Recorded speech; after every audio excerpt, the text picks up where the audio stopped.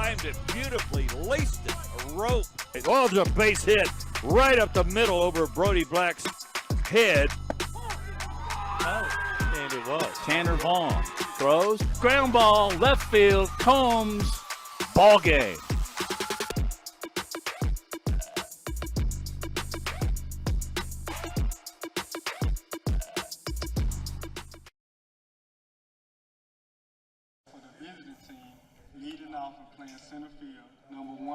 Welcome into Pleasant Grove this afternoon for our baseball game of the week. McAdory and Pleasant Grove here on a blustery afternoon on the west side of Birmingham in Jefferson County. Good afternoon, everybody. Scott Griffin, Matt Coulter here on Jeffco Ed TV. And we brought you softball earlier this week. And, of course, a great baseball game coming up here this afternoon with the Pleasant Grove Spartans and the McAdory Yellow Jackets on a nice day, Matt, but the wind's going to play a little bit of a factor on some pop-ups and different things. Yeah, I was out in the field as I normally take my little tour, and you can even look at the flag. It's blowing. Now, right now it's kind of circling, but the majority of the time it is blowing straight to dead left. So you want to be a right hitter if you want to try and launch one out of here. It's a great ballpark. We've been here before. Most of you are very, very familiar with the Pleasant Grove baseball history, and McAdory is on the up and coming. These teams are very, very evenly matched. The Spartans are 6-6, and Yellow Jackets are 7-8. And before we get to the first pitch, why don't we hear from Coach Ovey and from Coach Lehman?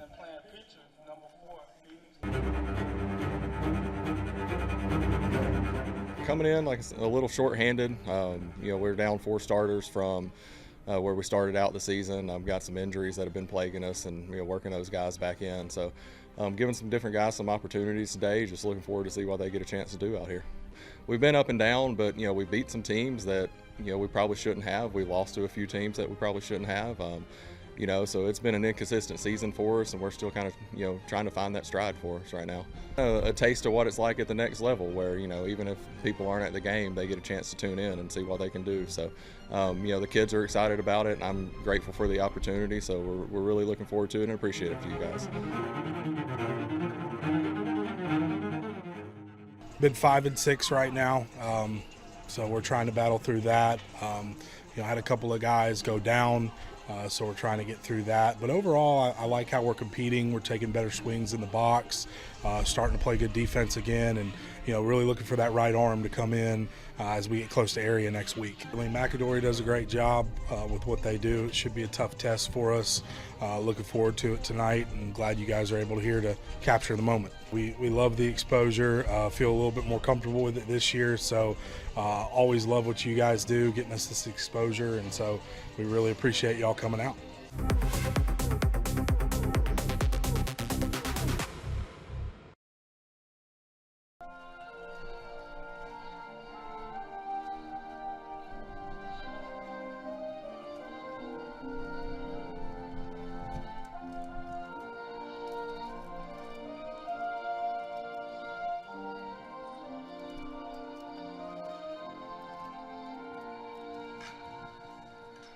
All right, there's our national anthem here on this windy day in March, typical March Alabama day. Again, for our baseball game here on the west side of Jefferson County. The sun's starting to peek out a little bit, so it's a great day to have baseball here. Pleasant Grove in the field, obviously first, being the home team. They'll be in the gold jerseys with the white pants, white hats with the purple trim, of course. McAdory in the all black with the gold, very familiar Yellow Jacket scheme. Looks like Vandy. Yeah. And perhaps LSU. Absolutely. As the Spartans are concerned. So let's take a look at the starting lineups for McAdory coming up. There they are, Brandon Hurd, Cooper Yarborough. As you see down there, Reed Rouse, Lake Ware. DJ Dozier was a Penn State running back, but he shares his name. And Michael Vines at number 9 with the head coach Derek Ovey. We'll take a look at the Spartans here in the field. Scott, you remember Washington from football. I remember Washington from every sport that we do. He can fly. Yes. And he is an excellent outfielder. And you got Walker and Webster up the middle, Blue and Barney just like the cut of Barney's jib for someone watching him just, toss it around. Lewis is on the hill, Fikes behind the plate. Lewis is going to bring you – he's not going to overwhelm you, Scott. And this comes straight from Coach Lehman's mouth. He throws 70s. Yeah. Most guys at this high school level are throwing high 80s. But he has really good control. He's got to move it around. He's got to hit the corners like a guy named Maddox. Remember how successful he was? And he couldn't bust a grape. But we'll see what he does. The only thing, as Coach said, is if he starts out and he's getting it a little inside, he has to make an adjustment on that. But as long as you change speeds, right? I mean, you can be in this sport, you could be not as fast, but if you change speeds off your fast, you'll be okay, right? It's all about keeping your hitter off balance. And, you can do that with a 95 mile an hour and then with a changeup, or you can do it with a 70 mile an hour. And I don't know what's a change up to that. What about 60? I don't know. But what you've got to have then, you got to have very good command of your pitches, and you got to be able to throw something with a lot of break on it. Ready for baseball. Great evening. Yeah, Brandon Hurd, the center fielder, will lead it off, a left-handed hitter for the Yellow Jackets here on a beautiful Friday afternoon literally before the storms set in.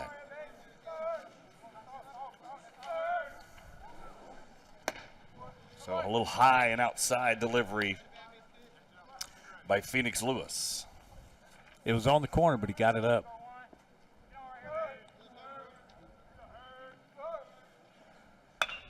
A little chopper. Wow. And Lewis stabs it. That's an easy play for him. 1 out. Got a couple of pitches and 1 out. That's the way you want to start the ball game. Now to hit number 44, Cooper Yarborough. Look at Lewis.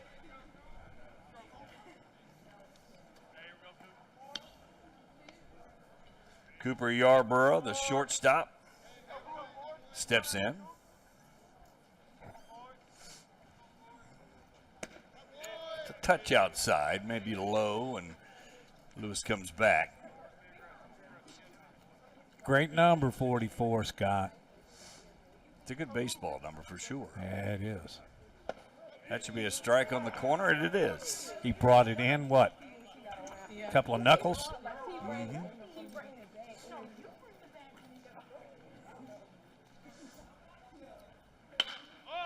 That'll be fouled out of play down the right side. Lewis has a little bit of a deliberate motion. I like it. He kind of hesitates like a lot of the Japanese pitchers do in the middle. And a lot of coaches are teaching that these days, where they start their windup and then kind of hesitate to try to just, get that timing off a little bit for the hitter. Good look there on this camera shot. That one time he went through it and threw a slow slurve and missed the mark. Scott, you mentioned Japanese baseball. I read something this morning that I did not know. Did you know that Japanese baseball is a little bit smaller and more tightly wound than what they use at the major leagues? Did not know that. I didn't know that either.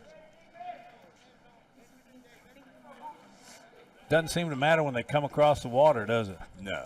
A lot of good players. Fastball outside, and again, that changing speeds has Yarborough out in front. So, 3-2. And again, as you look at the field, a pretty big backstop area. So if anybody gets on third and a pass ball happens, they can run pretty easily. Hard smash. Wow. One hopper to third. Easy play. And that's a good play by Brandon Watley at third.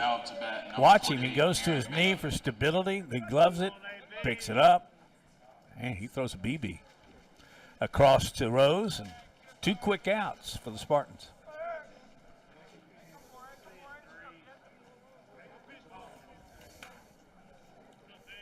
Getting them swing, getting outs. That's what Lewis is doing. Yep. Pitch outside again, starting every hitter outside. To your point earlier, what the coach said, you don't even want to play around inside.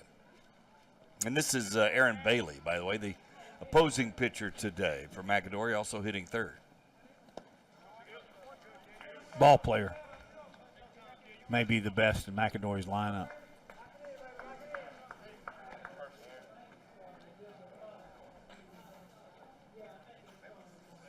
Straight away for the defense, maybe a shade pull.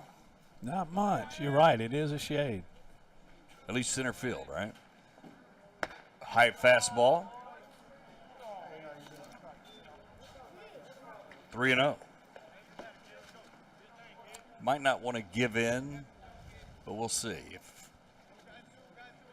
he comes after him a little bit. Inside misses, and that's a walk. Now it's a bat number 33, Caleb Reed. So Caleb Reed, the third baseman, settles in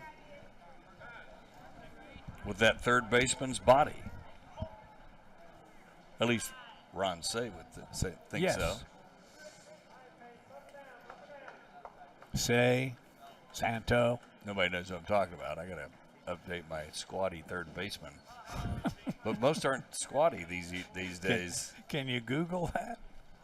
He doesn't look like Arenado or Devers, right?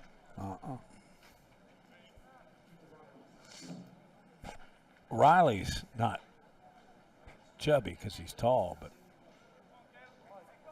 Yeah. he's kind of a wide body. I'm talking about the Braves third base. And we have a pinch runner in, Matt, if you grab that number. I will indeed. And he's And off. he's gone. And the pitch is deep to right center. And it's over the head of Webster. Coming in with a chance to score and will score without a throw is the pinch runner for McAdory, number 24. That's LeBert Now Hedgeman. it's a bat number So 37. And- LeBert Hedgeman Matthew scores. You know, Reed really hit that ball harder than I thought initially.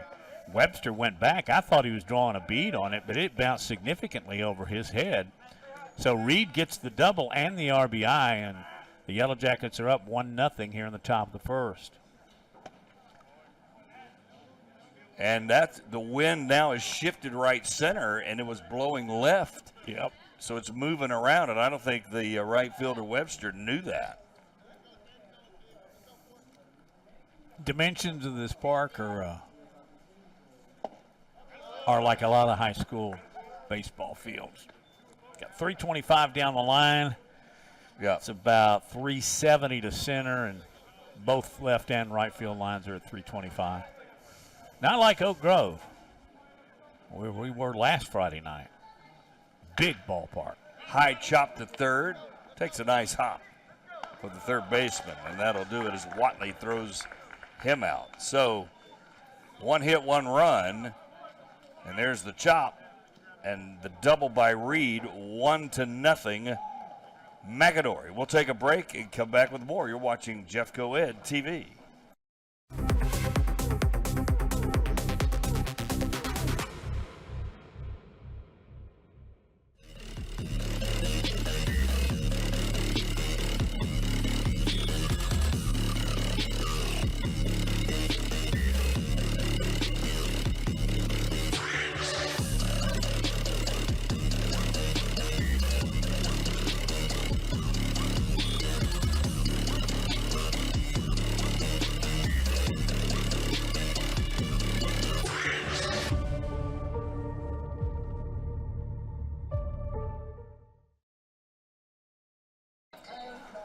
Beautiful shot from center field. And our amazing Jeffco Ed TV crew. It looks like a Tiger Woods driver shot would take it to get there, doesn't it? That looks unreachable. Maybe a Matt Coulter driver. It's about, 100 and something yards? But That looks unreachable. Very spacious. You can see the trees starting to come out a little bit. Some of the is that crepe myrtles, the white? I believe that's a Bradford pear. Bradford pear. I think so. All right. It's not a dogwood. It's a flowering tree. Yeah, is now what there it you is, go. White flowering tree. We'll just Yes. refer to it as that. which seems to indicate spring has sprung, if you will. So I was sitting in an intersection earlier, and a couple of those trees were on the corners, and it looked like it's snowing big flakes. They were just blowing everywhere. let's take a look at the Pleasant Grove hitting lineup as we have it here as Aaron Bailey warms up. There you go. Barney, Blue, Gunn, Rose, Walker, Watley, Lewis, Webster, and then Trammell Washington, who, again, you've seen on this channel running an Etch-a-Sketch touchdown against Oak Grove, and then you've seen him play some great basketball for the Spartans, and here he is. And I love that the kid plays every sport that will have it, pretty much. That's the way we were. We got a defensive alignment here. Yeah, I like a kid that can play all the sports. Bailey's on the hill. What about him? Now he can bring a lot. He throws a fastball around 90. It's a little above average, right? Yeah. He's got a curveball and a slider. His catcher is Matthew Rouse. Reed and Lake at the corners. There's your running back at second. Yarborough, and then the outfield is Vines, Hurt, and Ware.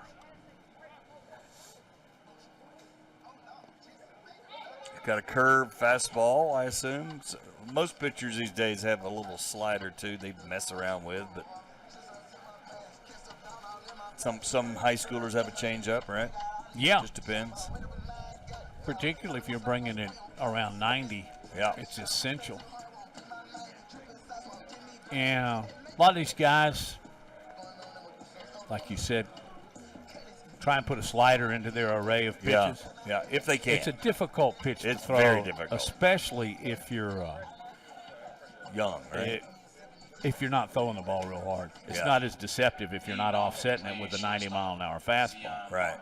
Which, by the way, when you get to the level where the guys can really bring a good slider, so it's tough for the pitcher to pick up the seams. Zion Barney steps in to lead it off for Pleasant Grove, and that's a fastball high, 1-0.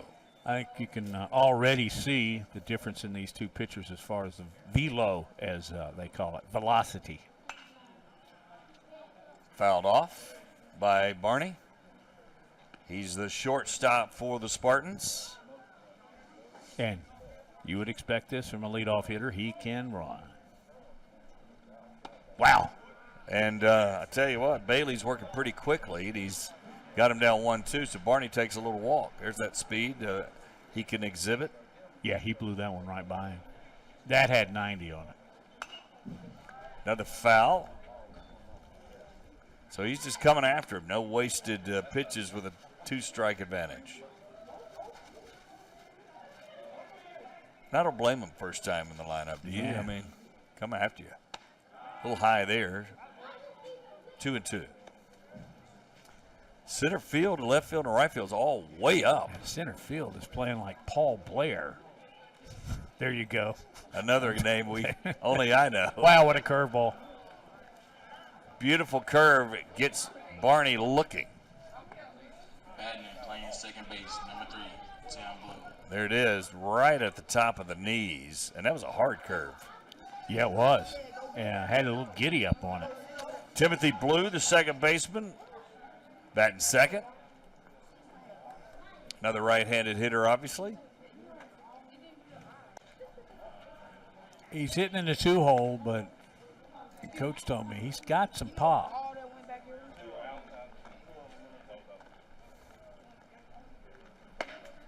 Took a big cut on that one and missed it. 1-1. Well, when he's brought the fastball, particularly the high heat, great pitch. At the knees. He's not taking anything off of him. And Pleasant Grove is not catching up with it yet. Got him on an outside corner pitch. And again, he is not wasting time at all. He's feeling it so far early, just after 2 hitters. I think he threw the slider there, Scott. Had giddy up on it, and it broke at the very last moment. Very frustrating for any hitter. Keenan Gunn steps in, your DH. And that's outside heat. 0-1. He's just getting ahead of hitters. He's only thrown a couple of balls, I think. You're right. Wild and high. That was a curveball, just got away from him.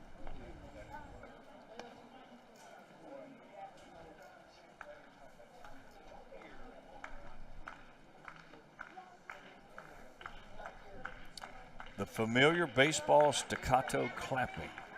Always loved it. Infectious. Hard hit ball. Second base gobbled up there. Still trying to find it and can't. Even with a slower runner and gun, Dozier just kept feeling around for it while he was looking at first and never found it. I think he started looking at first while he's trying to find the ball. He did. I think he had a couple of chances to grab it and throw him out. Yeah. Finally just said, nah, can't. So you're the official scorer. That's a hit. I mean, it was in the hole, Scott. Are you going to agree with me here? It was a hard hit ball. It's more the position that I would give him a hit on anyway. Although he could score an error based on the fact he couldn't pick the baseball up. But I'm going to go hit. Gun at first with no pinch runner. There's a foul on the right side by Caleb Rose, the first baseman. It's a little unusual with his size. That's what I was thinking. But maybe they run for the pitcher. And we do know that Christian Fikes, the catcher, does not hit because Lewis hits.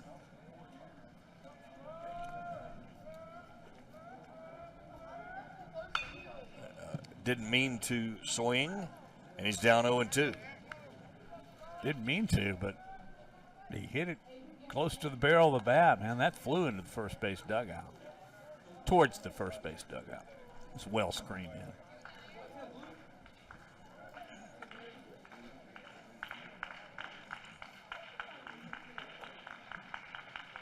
That is the sound of one person rhythmic clapping. Went inside. Rose went for it, and that's a strikeout. So he ends up striking out the side, sandwiched with an inside hit by Gunn to second base. Here's a look at it again as he's going to really gun it on the inside corner. So we'll take another break. Jeffco Ed TV. We are scoreless after one. You're watching the Jeffco Ed TV baseball.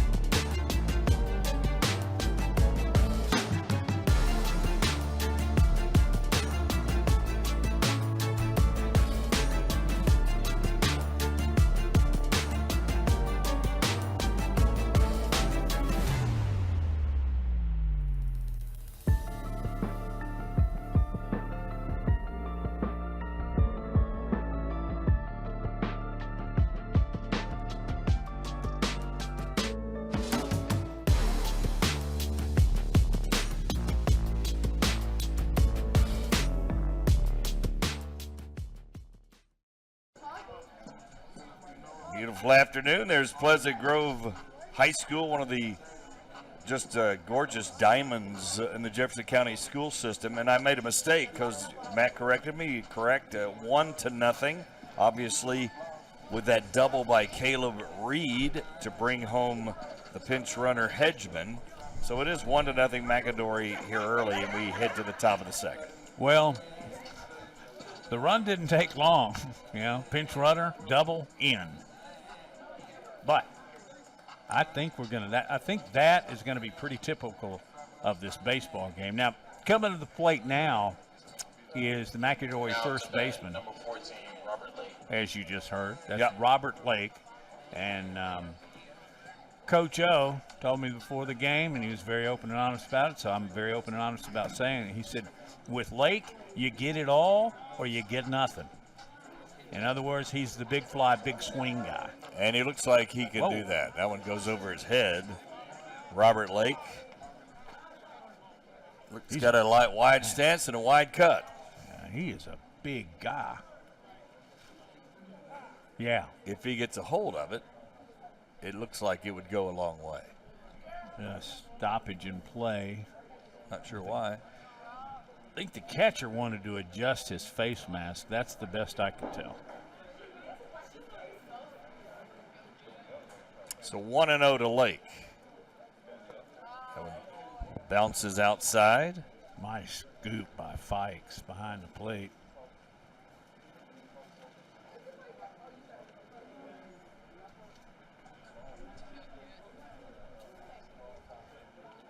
Another outside pitch, 3-0. They had such good control in the first inning.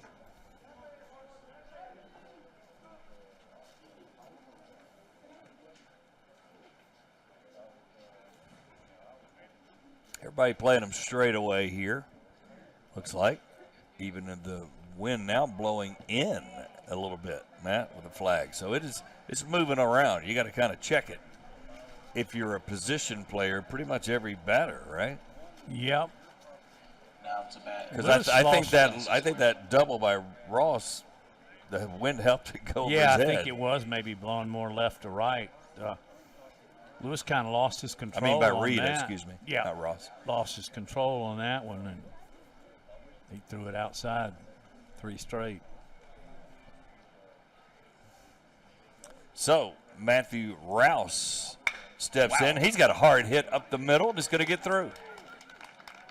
And going to third, he looked at it, and Lake decided to give it a bounce over there. So you got runners at first and third, and I should say Genesis Ware with bat, that single. Number 5, DJ Dowser.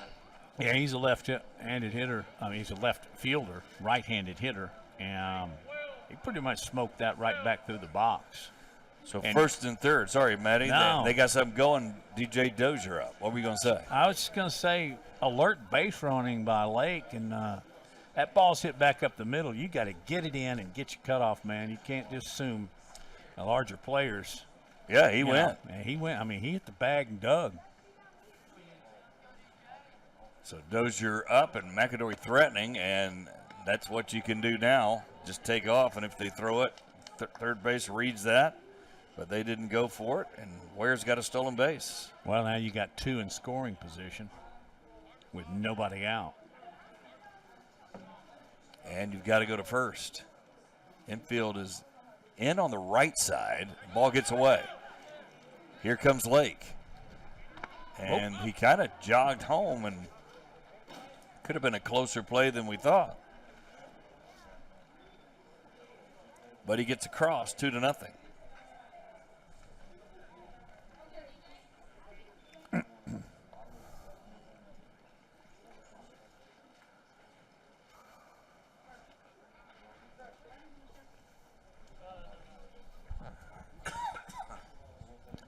So obviously the runner at second moves to third, and he's going to score easily on this next pass ball.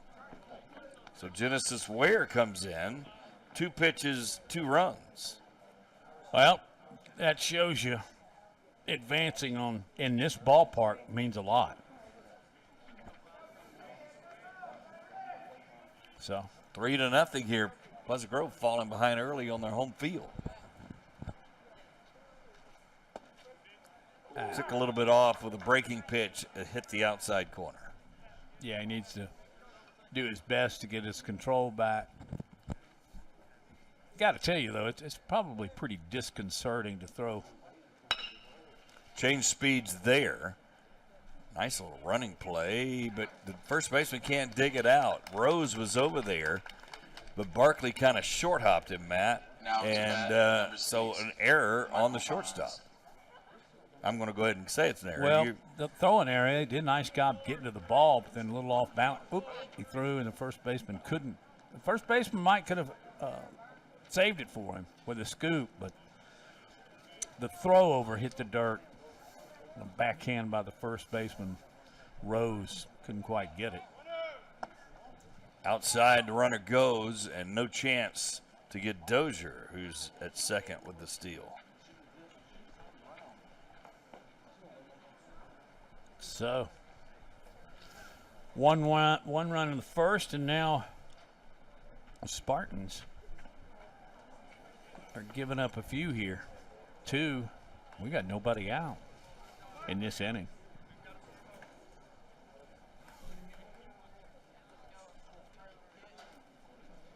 Two already across, unearned. High fastball, that's where the changing of the speeds gets you. Michael Vines, the right fielder, up and just swung through it like he didn't know what speed it was coming in. A lot more pressure on the pitcher when you know you've got all that space behind the catcher. Oh, no doubt. You just got to bear down, throw strikes. He's back-to-back strikes now as he's finding the plate again.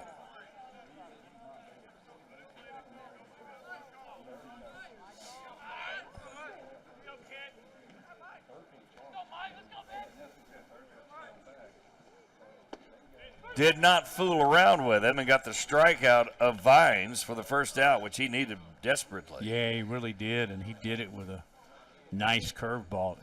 Kind of froze the hitter. Back to the top of the order. Now to bat, number 1, Brandon Hurd. Brandon Hurd, who hit right back to the pitcher in the first inning. Third base win again. Nice diving stop. And, boy, the speedy Hurd. He got him out, but barely, Matt, even hitting to the right side of the field. Yeah, he can fly. Blue, though, made a great play on the ball, stayed right in front of it, 44. covered it up, and he can see. He's looking right at the runner. So he knew he was barreling down and made the quick throw over and got the second out. And that's a big out when you start off the inning wild and give up a hit, and then they put a deuce on the board. Yep, almost crossed up his catcher, Fikes, who was quick enough to get down and block it. 2 outs now. Top of the second. Fastball fouled out of play.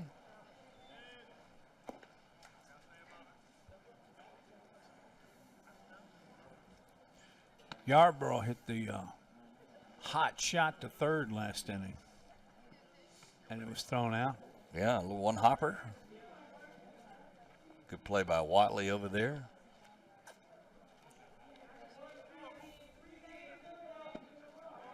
That bounds in the dirt.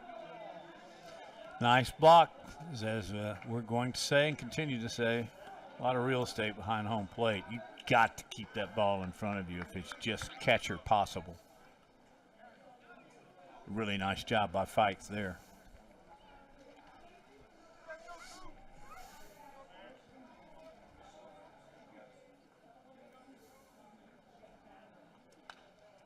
Got the top of that one, but again, the different speeds. So Lewis does have an idea about how to change those speeds. For sure. Yeah, that's what he's got to do to get outs, because he's throwing maybe 75. Change him up, keep him off balance. That one gets away, and they'll have no chance to get Dozier, who's got great speed. So 3 runs on 3 pass balls. Or I should say wild pitches, wouldn't you say? That one definitely was. I think the other ones were close enough to make it a wild pitch. Yeah, so 4-0, 1 earned. 3 have come across via the cavernous backstop here at Spartan Field. Routine grounder to short, coming up firing, and boy, Pleasant Grove is just not playing well. Rose let that go under his Going for 3. glove, and it's so spacious as well that when Rose chases it down, then Cooper Yarborough's all the way to third on a grounder to short. Now to bat, number 48, Aaron Bailey. So another error.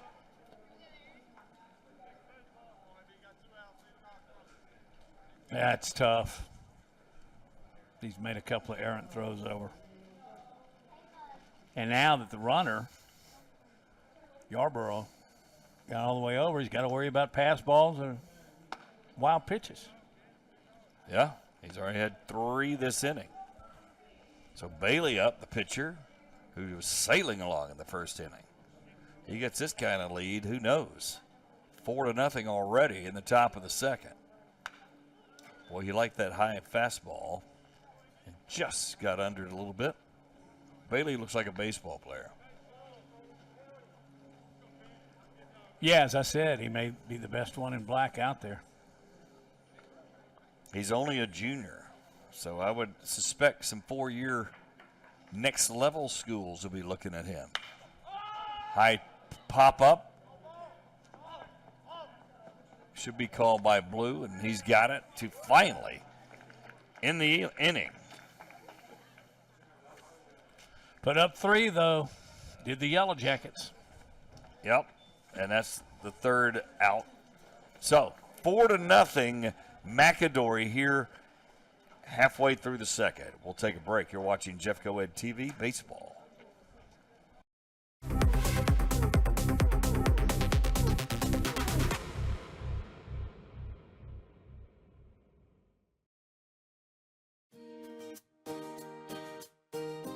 I want to say congratulations. Thank you. You have been selected in the top 5 for Teacher of the Year. Okay. Have we visited everywhere? I love the creativity that marketing brings. I get excited about the hands-on projects and just teaching my students. She's definitely a role model. She's definitely giving 110%. So once you have submitted all of your sticky notes around, She goes that extra mile for her students. Students love her. Okay, I'm a mother when I need to be to them, a disciplinarian when I need to be with them. I'm a friend, I'm a confidant. So I just love it. I love everything about it.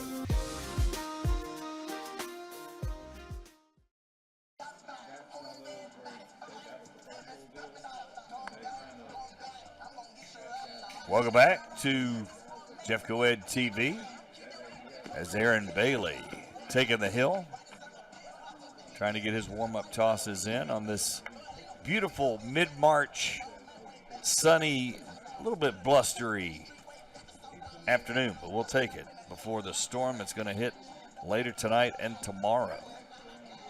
Little concern. No, a lot of concern when they start comparing it to some of the days. And I was talking to the coaches earlier. Really a lot of concern if you're right here. Pleasant Grove, Oak Grove. Yeah. Is tornadoes have devastated this area in the past. But when they say 5 on a level of 5, you better know where your safe room is.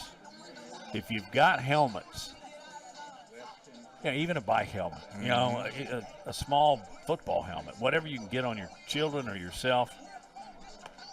And then don't forget to also make arrangements for the chance of a power outage. You're acting like I need to leave this game and go get prepared. Well, let me just tell you can wait until afterwards. Is that okay? I can. That's good news. We got a little time tomorrow, I think, before it gets here, but it should. Yeah, about I think midday, tomorrow, right? Tomorrow afternoon and evening. I'll try and get home and watch some more SEC basketball. Man, it's been a great tournament so far. Yeah. And stepping in for Pleasant Grove is Jordan Walker, the left fielder, hitting 5th. The gas from Bailey was outside. Bailey struck out the side. He mixed in a base hit. Oh, And he by hit it. pitch. Yep. And that hurts. Yeah, if he's got a really good grip on the bat, it looked like it hit him on the wrist. I don't know. It hit him on the wrist. He should be reacting, but it sounded like it. It did. But I mean, I would be writhing in pain if it hit me on the wrist. Yeah, because you're holding the bat, and let's see. Up. Maybe we can slow it down a little bit. Take a look. Anyway, so hit by pitch for Jordan Walker. So Brandon Watley, the third baseman, coming up. Hitting 6th. Made a couple of nice plays in the field. Got under it. Bailey is going to take it, and it's going to drop. And they'll get the force out at second. So it ends up working out for McAdory anyway. Trying to catch, did he toss it to Dozier, the second baseman? Yeah. You know what? We've been talking about it. Not a lot of evidence except maybe on that deep fly ball to right, but he's going to make that play without this wind, which I'm guessing is gusting up to 15, 20 miles an hour. And if it suddenly, you're camped right under it, and it starts. That's why you got to be coming in for it. An infielder should have called him off.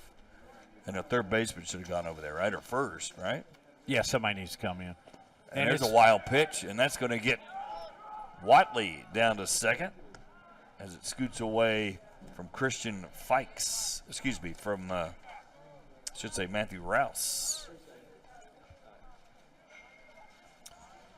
So Phoenix Lewis, the pitcher, is up. Can help his own cause here. Base hit might bring home a run.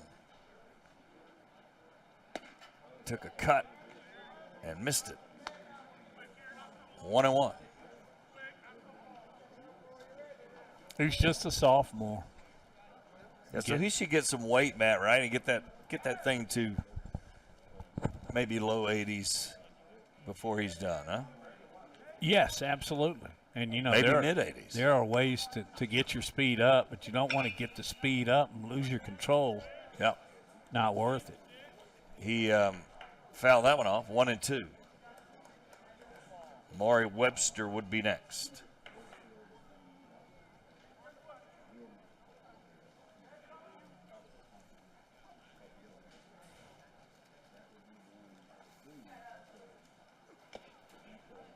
Fouled off. Stays alive. And again, we have noticed that Aaron Bailey not real interested in wasting pitches. No. Fast worker. He's around the plate so far.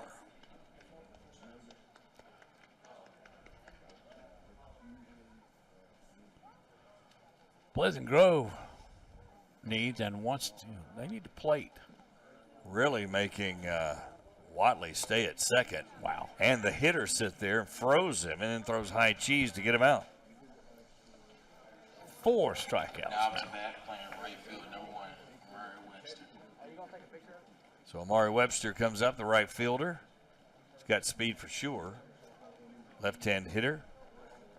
See if he drops a bunt here to get on.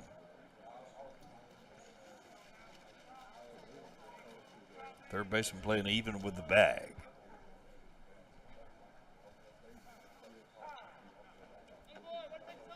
Batter called time.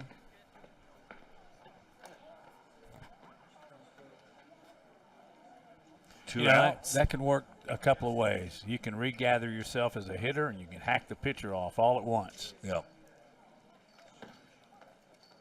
Not bunting. Ball scoots away. The runner will get to third anyway. So now you can bunt and have a little suicide squeeze action if you chose to. Rouse got his glove on the ball, but it was like glove, ball, ground. And it didn't get to the screen like many have. Yeah. But got far enough back for the runner to advance, and now Craig Lehman looking for a hit, and that one goes through the swing. Yeah, you'd like to plate one here. Just kind of show your mark, so to speak. It's 2-1, right? I know it's more than 1-1. But 1-2 should. No, they got 1-1 on the board. That's not right. There's been 3 pitches. Yep.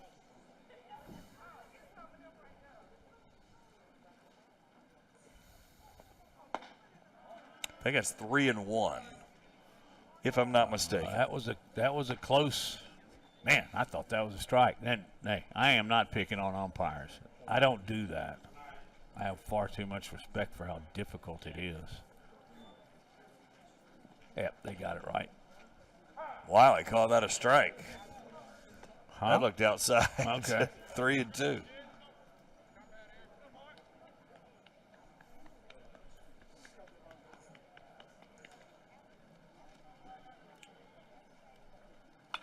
Got to swing at that one, and he fouled it off. Staying alive. Webster, the 8th place hitter. Tremel Washington, athlete supreme, would be next. Mr. Everything for the Spartans. Struck him out. So the Spartans strand Watley at third and spoil that run scoring chance. 4-0 McAdory in control. You're watching Jeff Goed TV.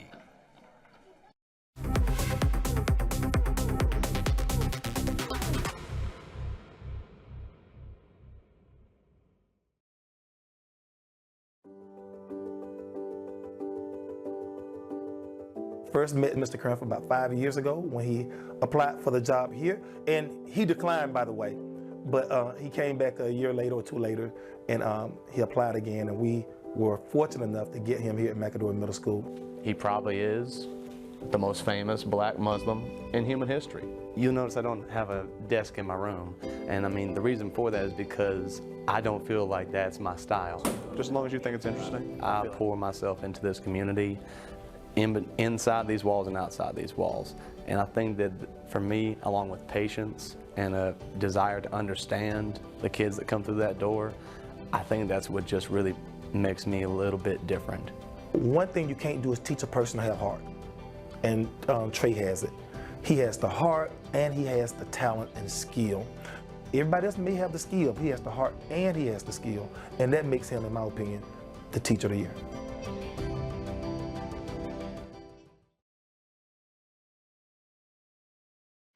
Welcome back to Spartan Baseball here at Pleasant Grove.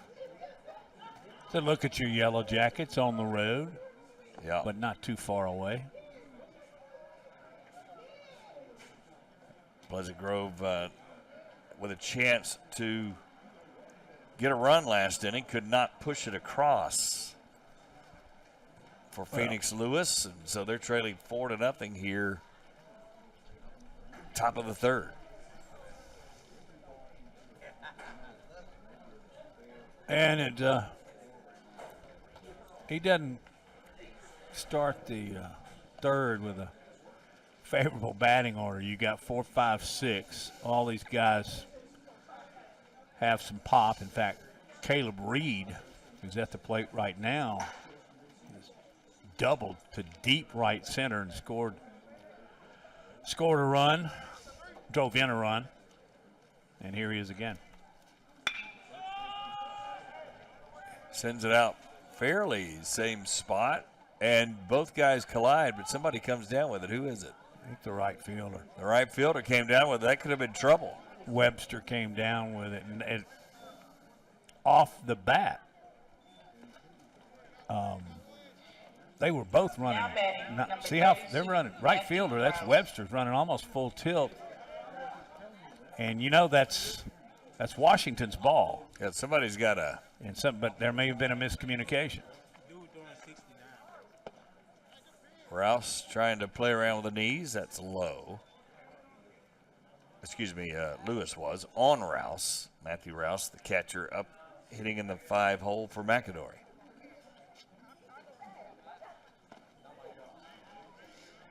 That's something you practice all the time, you know, particularly preseason. You know, guys got to yell, guys got to let them know. Sometimes, though, neither one of them really have drawn a bead on it. That might have been the case there. Lewis living around the dirt area, and he's fallen down 3-0. Well, this is how he started the second inning.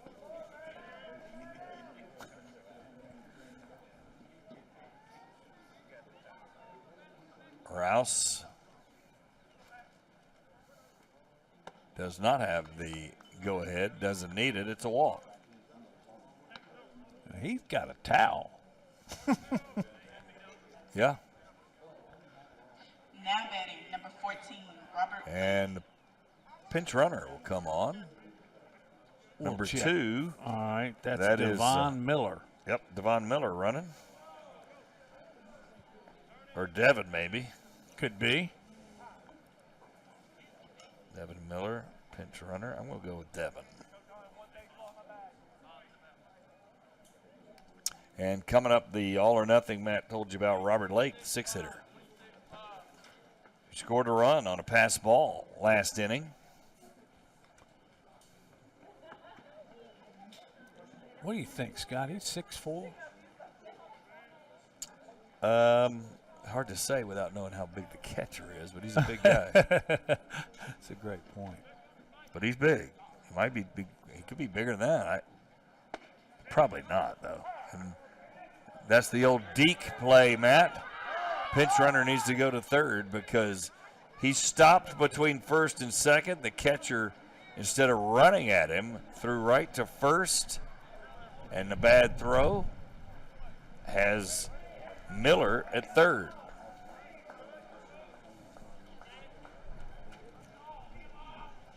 That's a Little League play, isn't it? Yeah, when you see that ball get into right field, when you make your turn at second, you got to be looking right at your third base coach. He stopped, but he made it third anyway.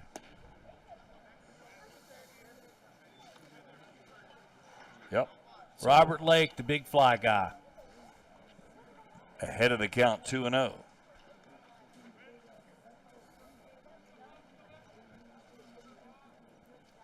Way outside, 3-0. Fikes got out and glove on that one. Otherwise, we're looking at 5-0. Devin Miller, the pinch runner at third, running for Rouse, the catcher. That's right down the middle. That's a base hit to left. And a ribby for Robert Lake. Yeah, at first it sounded like he really hammered it. But then the trajectory of the baseball, you'll see here. Yeah, it was a lofty line, shall we call it? Yeah. Now batting, number 0, Genesis Ware. What do you think the origin of this guy's first name is? I'm not sure. What's Genesis origin? I'd be the first child. Making a the left fielder. 5-0. McAdory in control. Nobody out. Lake at first. Slow curve. Misses.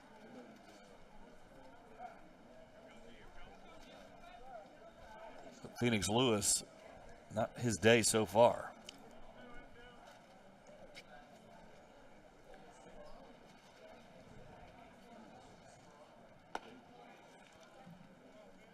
hat flies off. Yep. He wears his hat really high on his head. Yeah, that's about the third time it's blown off. And he's got a lot of hair, Matty. Yeah, something you and I would know little about.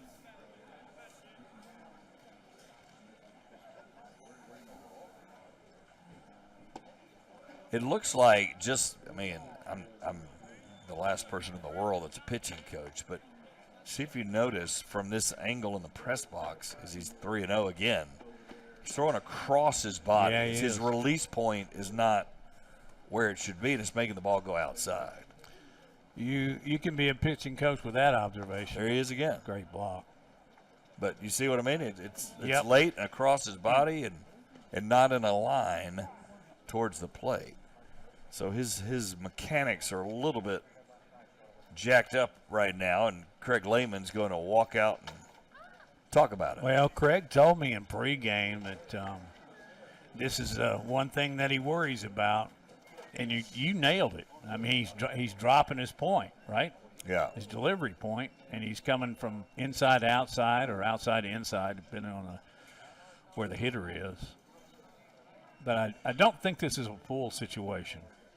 We'll see. That's certainly Lehman's decision. Yeah.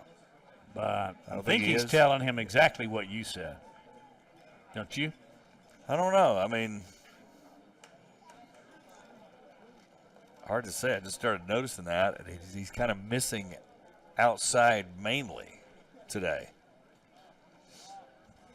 And his alignment is going left to right as you look at him from home plate. Which means that left shoulder is not staying in there. I mean, it's all kind of stuff leads to that, but we'll see if he can figure it out.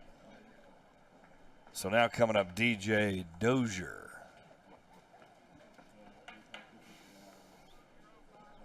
Let's see. Dozier reached on an air and stole a base back in the second inning. Yeah, they both have scored, Lake and Ware and Dozier. Dozier's going to square it. Nice bunt. But they had the lead runner dead to rights, and Lewis sidearmed it and sailed it into left field. 2 runs will score. Third run will get to third.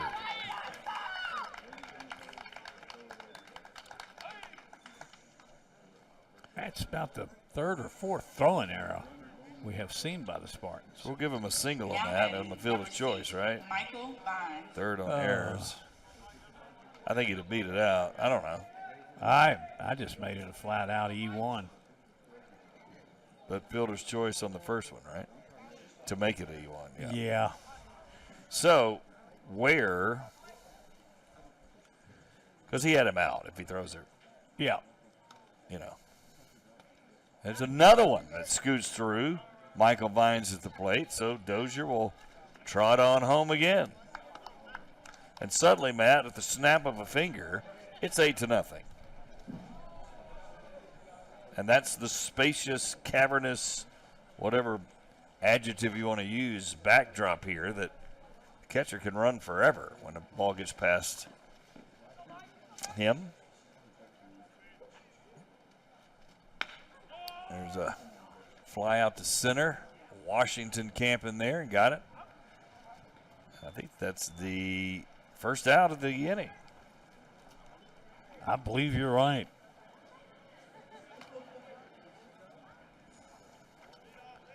So, Brandon Hurd will come up. Back to the top of the order, the center fielder.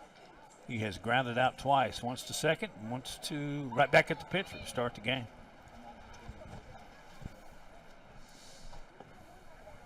Again, another good block by Fikes behind the plate. Yeah, he's too busy back there, isn't he? Yep.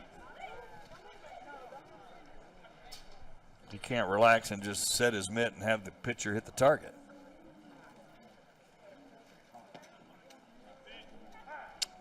Umpire gives him that outside call. That was a little outside, but you're at a point in the game where don't you think your strike zone might widen just a little bit? Touch. Get the guys to hit the ball.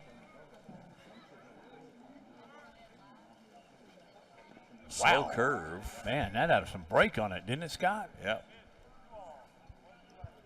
Watch this. Kind of an overhand curve, but even that, his release didn't look completely clean. If he goes more over the top, it's going to be higher and then drop in. And he's just possibly for a strike. Yeah, he's just not finding his release point. Even that looked like a good pitch, though, to me. But he looks like he's guiding it instead of throwing the baseball. The pitch before, I don't think I've seen him throw a curveball that was breaking that much. You just got to know when, where, and how to throw it. And you got to walk. Another low one. So Hurd is aboard with a walk. Cooper Yarborough, the shortstop, steps up. Now batting, number 44, Cooper Yarborough. Grounded to third, reached on an error.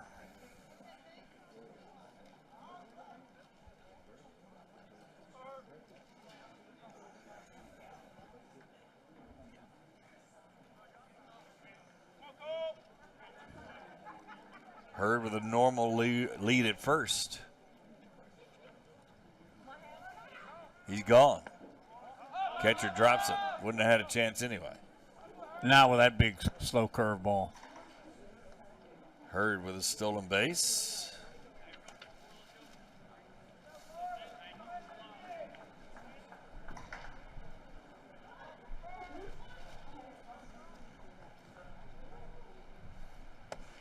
Nice stop. Again, just diving outside every pitch, it seems like. As the clouds have covered the sun and it's the wind starting to pick up a little bit more. Yeah, it's really, really blowing left to right. The flag becoming quite stiff in its waving. Yeah, it's almost straight out. And that ball sails high. But I don't think it's windy enough to affect the pitcher. No, but if you hit a ball, the fielder, yes. Yeah, no question. It affects his hat. I think the hair affects the hat more so than the breeze.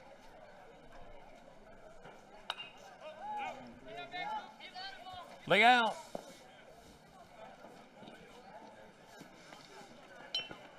So 3-1.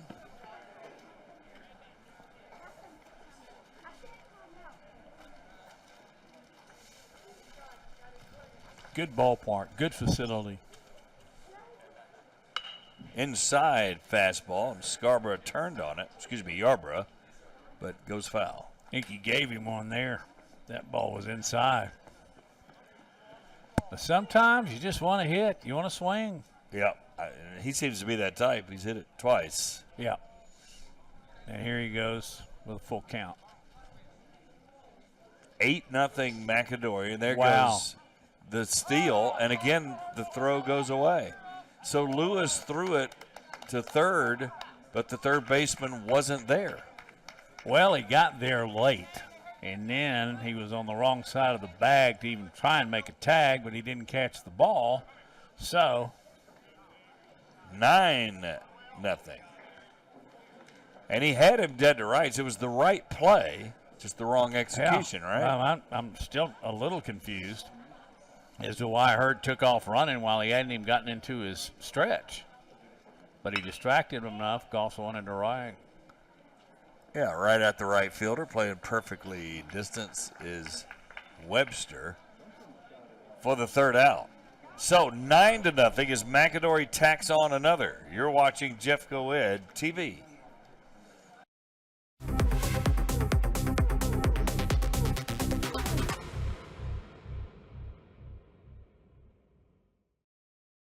It's prom season, and we want you to enjoy a positive prom experience by adding some extra sparkle to your big evening. Hello, this is Jefferson County Sheriff Mark Petway with some cool details on how you can stay safe while celebrating this season and walk away with some nice prizes at the same time. As part of our ongoing mission to foster safe and memorable experiences while preventing underage drinking, we're inviting students across our county to enter our Dine and Shine Prom Night Sweepstakes by signing our Prom Pledge cards. To enter, visit our website and click on the Prom Pledge icon. Once there, you can fill out the form to have your name entered in a drawing. 10 lucky winners will receive a number of prizes to make this prom the best one yet.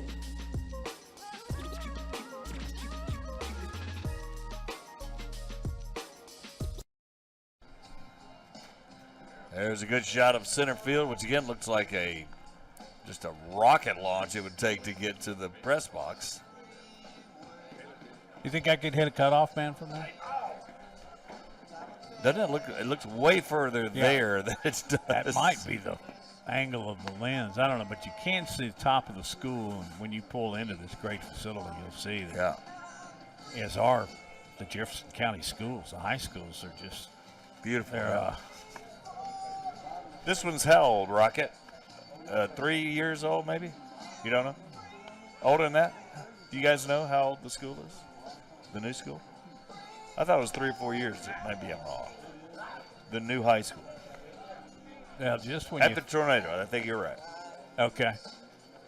So that's 12 years. Well, which one? I may be way off. I hate to ask that question. But this is one of the newer schools in the Jefferson County school system. Right in the middle of your screen, you take a look at Aaron Bailey, who has gone the distance. Going into the bottom of the third inning, he has recorded, 5 of the 6 outs are strikeouts. Yep. He is owning it. He did give up base hit back in the first inning, then he followed it up for yet another strikeout. We've already gone with the top 2 in the McAdory lineup in their third at bat. And this is Tremel Washington's first at bat. Tremel Washington. In the bottom of the third. Now, you did some of their games, right? Football? Oh, yeah. Anything you remember about him other than just his overall speed? He's just he's a playmaker and a speedster and great sense of direction, and that doesn't help him in baseball because he's going to run to first if he can, but he's down 0-2 right now. Just a good athlete, the typical really good athlete. Well, look at his upper body.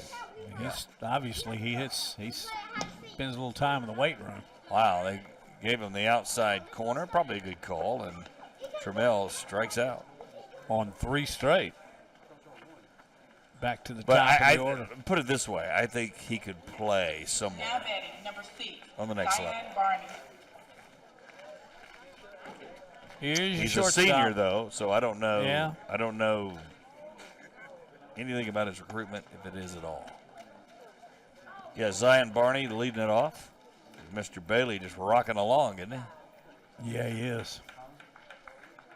While we're talking a little football here in Pleasant Grove, Caleb Freeman, who you saw in their football games and their basketball games, he left Pleasant Grove just a couple of days ago and transferred to Hoover. And he was likely their best baseball player.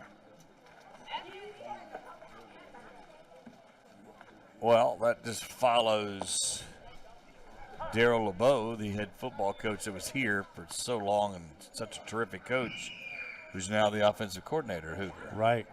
So he now has a quarterback that knows his playbook. I don't know how you move so suddenly, but mid-season, I don't. Somehow that's happened. Swing and a miss by Zion Barney, but I mean, high school. Let's just be honest. High schools is getting similar to colleges with guys leaving. You're supposed to be living in the area. Yeah. I think it's gone. That's gone by the wayside. Strike 3. Another one. On the outside corner. Corner gets Barney. Watch this pitch. Boy, it looked a little high and outside. Rouse did a nice job of framing it. Yeah. Not that they need help today. Barney now struck out twice, both looking. Yeah, you got to be swinging it leading off. Timothy Blue now, the second baseman. Got a little hitch in his swing. Better shorten that up to come around on this fastball. 1-0. So it's just a pitcher's dream for Aaron Bailey with a 9-0 lead, and he's on.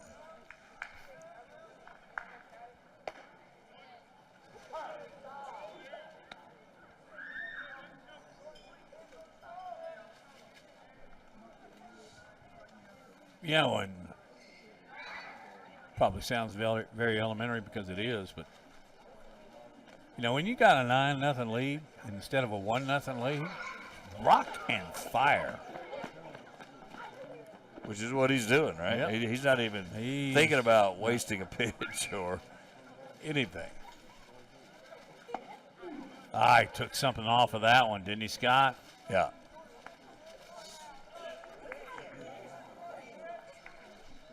Two and two. Blue is the hitter. He struck out in his first at-bat. Ow! And he hit his second hitter as Blue gets the hit by pitch. That can't feel good, but he's at first. So Keenan Gunn coming in. Well, Bailey did that to start the second inning. And that brings up the guy with the only hit for Pleasant Grove, Gunn, the DH.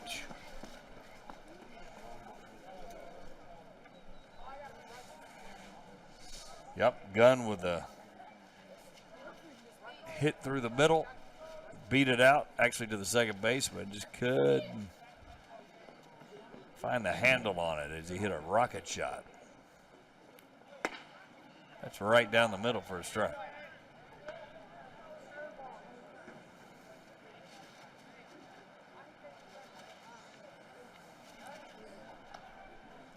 Thinking about Blue over there, making sure. Coach Olvey told me before the game, I believe I mentioned it earlier, that Bailey's his guy, man. And I got the indication that he really felt like he needed to win this game. Lost a doubleheader to Mortimer Jordan back on Wednesday night. Had a previous loss. So they lost 3 in a row. So the doctor is Aaron Bailey. Boy, right down the middle. A lot of times you see back-to-back throwovers that might get your pitcher off, especially at this level. He threw the exact pitch that he did to get the first strike. So he's 0-2. Pretty good lead by Blue. trying for his second inning of strikeouts. 3 up, 3 down. Oh, timeout by Gunn. No pitch. Not sure why. I guess Gunn called time, maybe.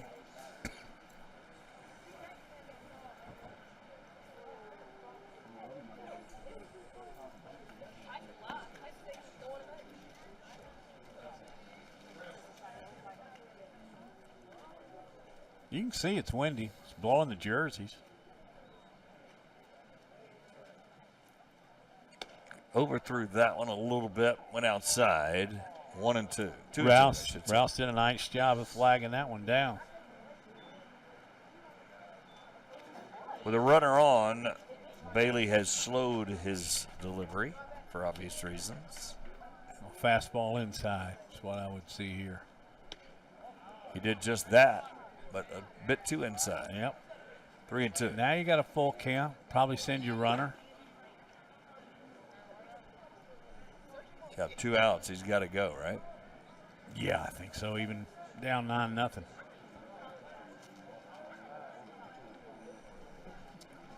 So Blue will take off. Or not. He actually didn't. That was the wrong play, but yeah, swung at a ball out of the swung, strike zone. and that's 3 strikeouts again in an inning for Bailey. He's got 8 out of 9. That's pretty good. We'll take a break. You're watching Jeff Coed TV.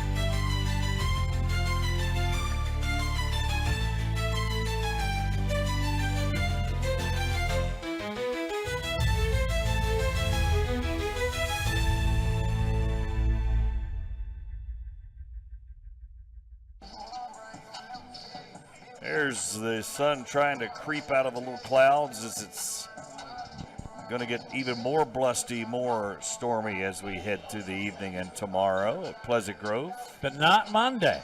9-0. No, Monday through Monday's Wednesday good. or Thursday is pretty good. Yeah.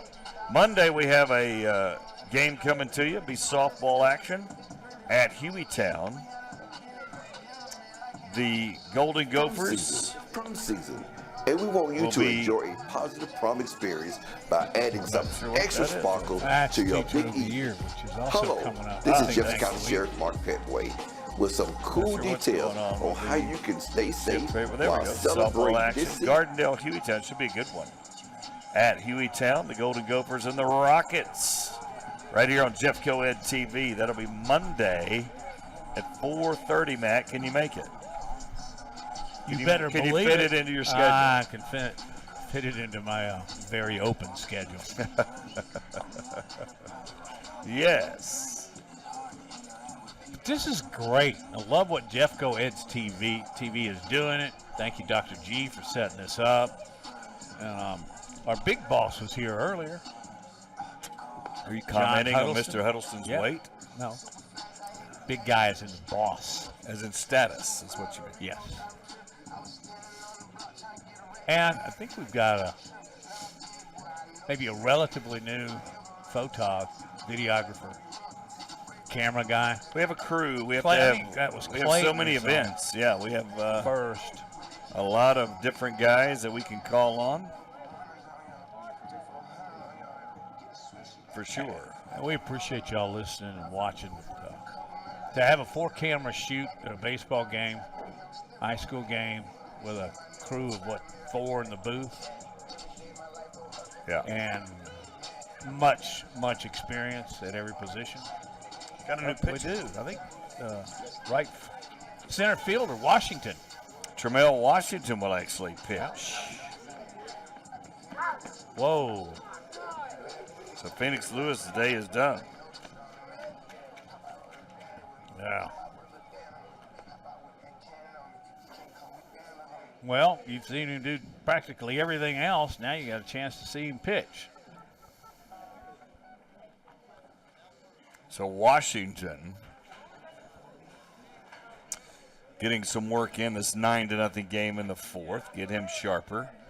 And Aaron Bailey, the opposing pitcher, steps in the fourth. Looks like a curve he started him with, and it's a strike. I believe Webster moved from right to center, and I'll try and catch who is now in right field.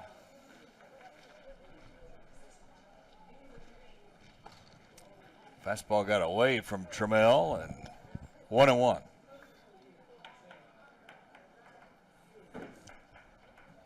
Well, there's Bailey.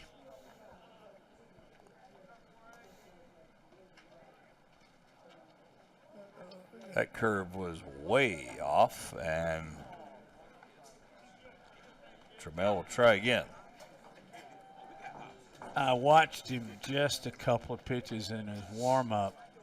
He looks like a couple of pitches here, his release point is way up, and it's almost like he's coming straight overhand. He is. Yeah. That one a little low. Yeah, it bounced into the catcher, Fikes. 3-1. Earlier in the game, Bailey walked, and the pinch runner Hedgeman came around and scored. And then he popped up.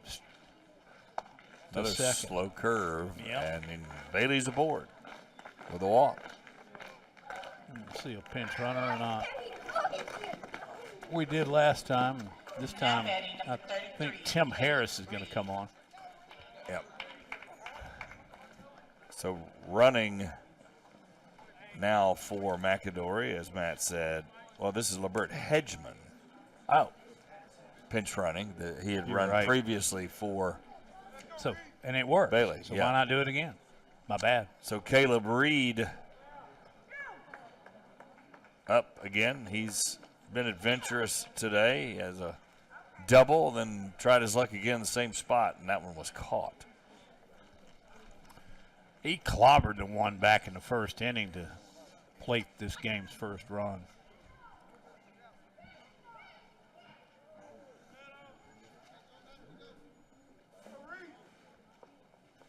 So Hedgeman with speed, throw down off target, no chance anyway.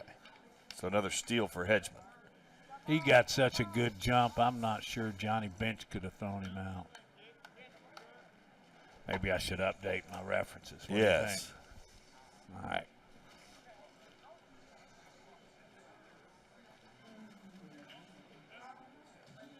Trying to help you think of a catcher that's got a good arm. You don't see many steals these days, hardly. It's starting to uptick a little bit last year or two. I think, they did. They made the bases a little bit bigger. Doesn't seem like 2 inches is a lot. Let me say it is. It's a whole lot. Double plays were up, too. So we can say Austin Wells if you want to go Yankees. There's a bounce, and Hedgeman was off anyway. I don't care to go Yankees. Thank you. Sean That's just Murphy. the one that came up to my mind. Higashioka, good defensive catcher. With the Padres last year, Yankees before that. I think he's with the Rangers this year. Well, wind blew We're Washington. really belaboring the point on that one. Let's get back to the game. Back to this. Where Washington's struggling. And pitching out of a full windup now. And have you noticed? So Reed will take the walk. Have I noticed? Have you noticed that fewer pitchers at this level go to a full tilt windup? Oh, yeah. They Been just doing go that to for the years. stretch. And then It's a little 25% wind up. Little rock. Yeah, well, it's almost like they're pitching out of the stretch. Yeah, In some many people cases, do it pitch is. straight out of the Yeah, stretch. yeah. But if they do a windup, it's a very small little movement just to get their body moving. There's no Nolan Ryan, Tom Seaver full body, which is Where weird to the me. back and legs. But that's weird to me. It's weird to me too because you get more out of it when you. Did wind Nolan up, Ryan don't ever you? have an arm problem? Not until he was 64. He couldn't. Seaver? He couldn't No. cast Why? out there and Because they threw with their body. Yeah. But guys throw with their arms these days. Very few throw with their Well, entire body. Scott, and I'm certainly, this is not a criticism, an observation, but it starts at the little league level. That's what they're pitching out of. Yeah. There's just, I mean, you use your body in baseball. That's what a great weapon. Washington gets a strike there. And those guys could push off. You push off the rubber, your body momentum. I mean, they're doing. What physics doesn't work on that deal? I don't even know how that could change to not doing it. You know what I mean? Now that's the way they start out. That's the way they keep doing it. And you can push off a little bit from that stretch. Yeah. But when you can dig your spikes into it as you're pushing off, I'm going to tell you that's worth several miles per hour on your velocity. Reed gets the stolen base. Not going to throw it with Hedgeman down there. But, yeah, it's odd to me. It's one of the newer ways of doing things that I don't really agree with. Me either. You got to show me that. Because Nice. I saw too many guys with full windups. Roger Clemens. I mean, I can name 100 of them that could really bring some heat. Man, They use their body. Did he ever, man? Did he ever? And I also think the guns these days were better than then. I think those guys threw easily just as hard as guys do today. Vikes made a dive and catch to save a run there. 9-0 McAdory. Runners at second and third, trying to get over that 10-run limit so they could end this thing after 5. That hits the runner. Yeah, that's and a he didn't try to get out of the way, difference. did he? Yeah, they don't call that very often. Second time Rouse has been hit by the pitch, right? No, I got that wrong. Oh, he's Sorry just about walking out there to give him a ball. I thought he was going to have a conversation. Rouse will be run for by Devin Miller. And now the bases are juiced for your man Lake. Number 14, Robert Lake. So Washington has walked them full. Actually, that was a hit by pitch. So Pleasant Grove battling again here. And Fikes has to do the knee dance back there again. And he's done it well.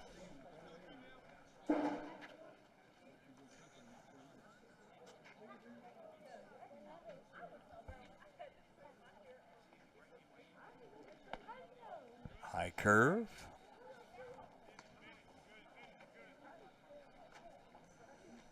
It's really hard unless you're such an adept pitcher to come out of the field and just start coming in throwing strikes with 8 warm-ups or whatever it is.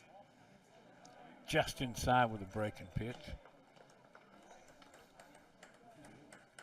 Nowhere to put him at 3-0. Well, I'll tell you what, in this situation, I'm giving Lake the go. And doesn't matter on that one. As Lake gets the walk, Hedgeman scores.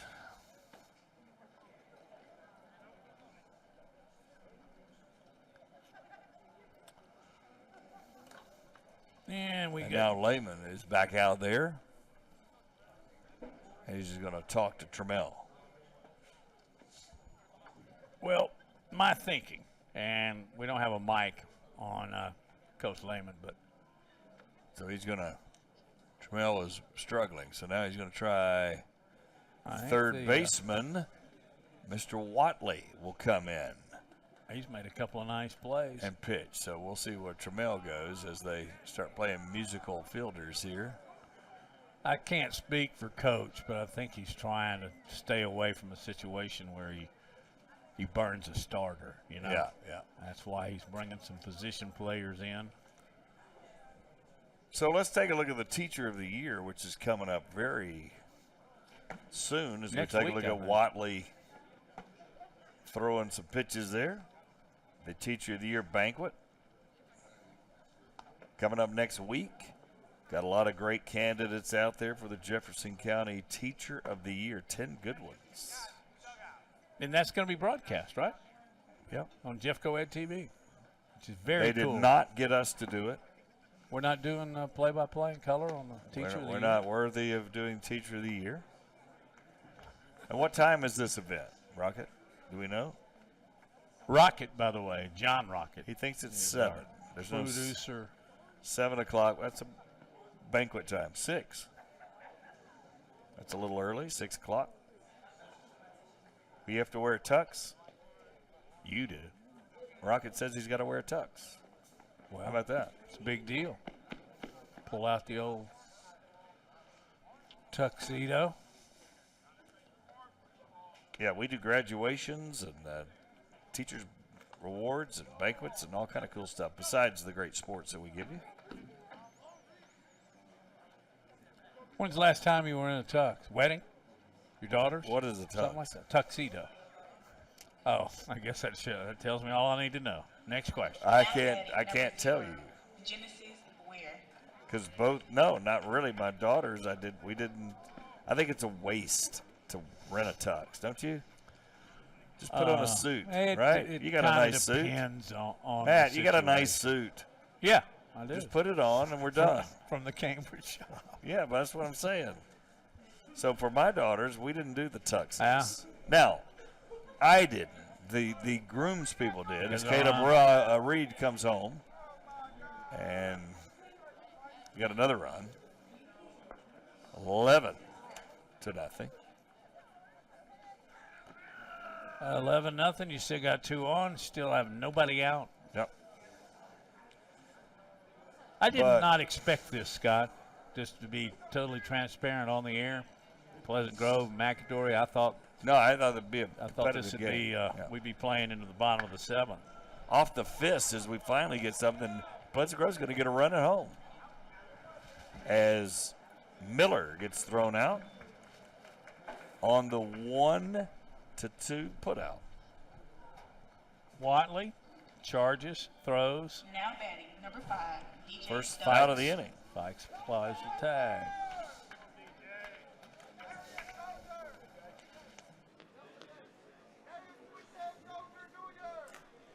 So,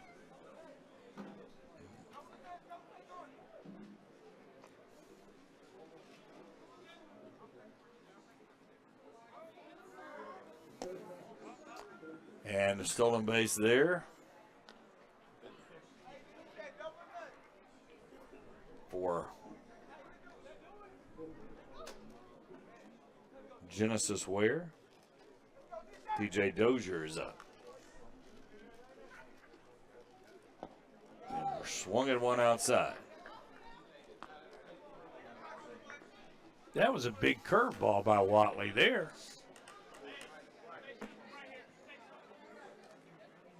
When I was warming up, that's what he threw about 75% of the time. It's a big loop. Mm-hmm. Not that one. High chop, and that'll go foul.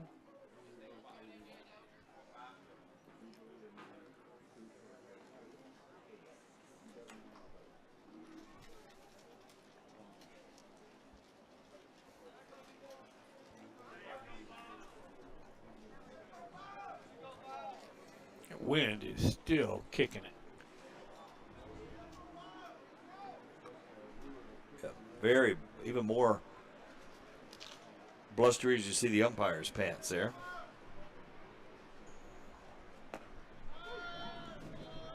He called out a strike? Yeah, he's giving him the corner. Got him. Yeah, all right. Yeah. Got him out. So Dozier is down on strikes, 2 outs. Michael Vines coming up. Well, actually, Vines is not going to hit, and they're going to pinch hit Eli Payne. He's a big, tall fella, too. Pinch hit.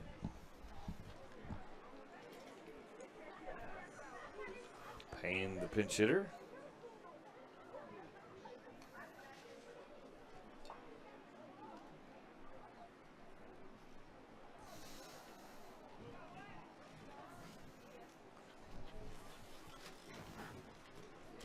$12-0 McAdory. And they'll have to do some work to keep this from not holding up the way Aaron Bailey's pitching. Yeah. Because he's really getting it done.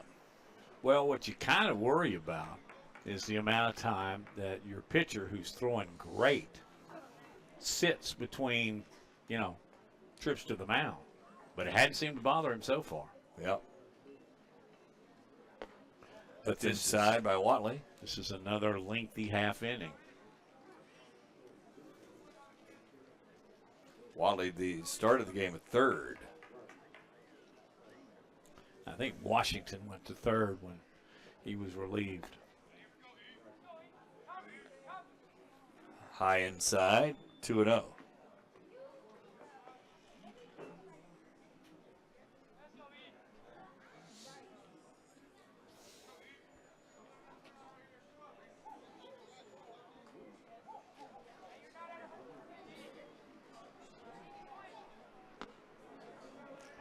That's a strike.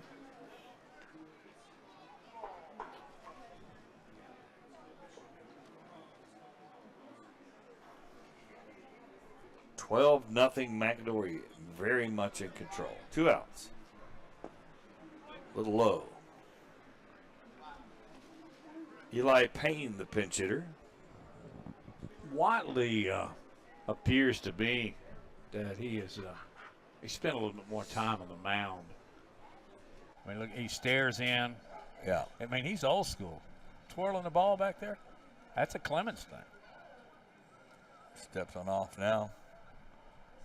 Get his thoughts.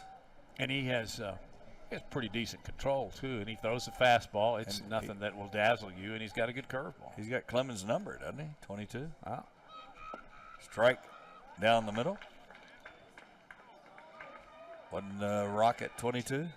Or 32, maybe. I don't know. It's funny. I don't remember baseball numbers very well as much as I do right. football. You just remember them all. I guess it's because they're so visible. But 2-2-2. There's a few I know. High chop foul. I know the 44s. Aaron McAdory, Al Downing. Jeter's 2. Right? Yeah. Aaron Judge is 99. That's an odd number. Isn't that the number that Charlie Sheen had? Oh, I don't know. On Major League. Have you seen that movie? I have not. You just don't watch baseball movies because you hate the game. I watched Field of Dreams. Oh, man. That counts. There's a shot to center, and it went over the head almost. He came in, and I don't know if that's Washington or not. Maybe that is Washington out there. We'll have to see because they changed it, but that was a good play. He came in first and then went back out there. Yeah, I think that is Trammell. But that speed and athletic ability got him out of the inning. We'll take a break, come back with more. You're watching Jeffco Ed TV.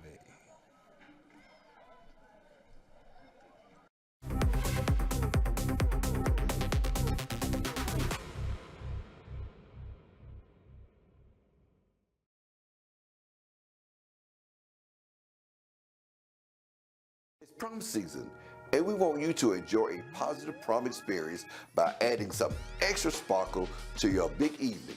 Hello, this is Jefferson County Sheriff Mark Petway with some cool details on how you can stay safe while celebrating this season and walk away with some nice prizes at the same time. As part of our ongoing mission to foster safe and memorable experiences while preventing underage drinking, we're inviting students across our county to enter our Dine and Shine Prom Night Sweepstakes by signing our Prom Pledge cards. To enter, visit our website and click on the Prom Pledge icon.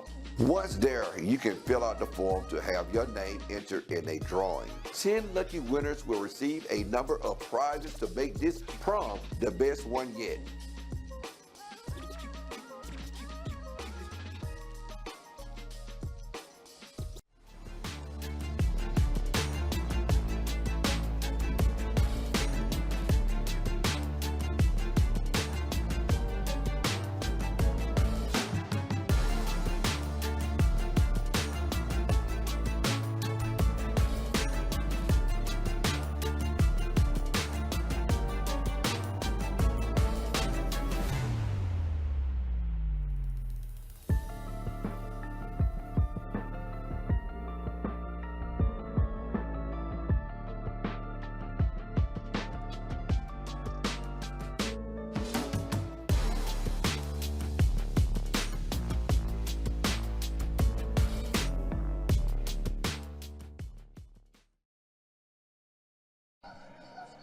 There's center field shot.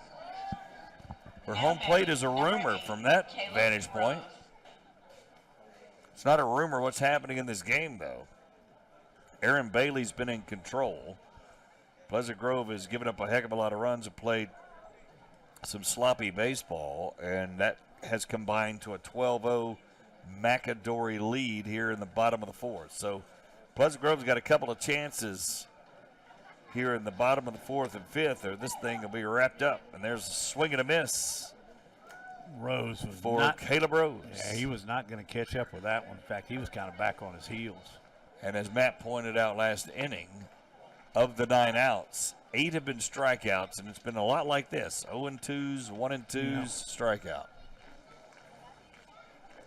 Now, do you just kind of waste a curve all the way, or you just chow it?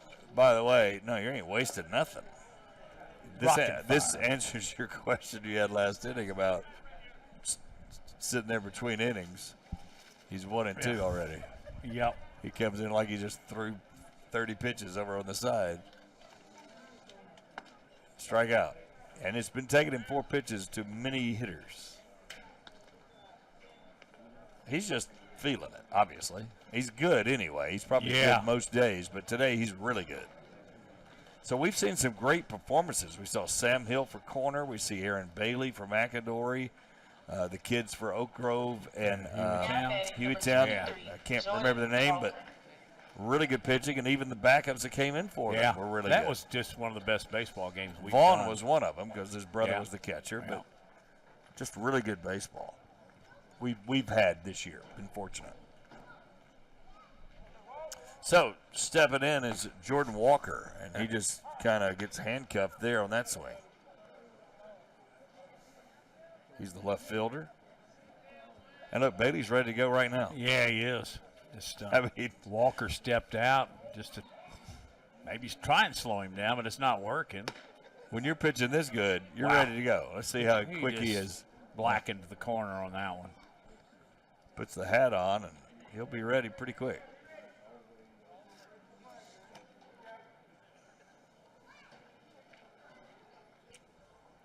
Whoa, inside a little bit. Hat falls off again.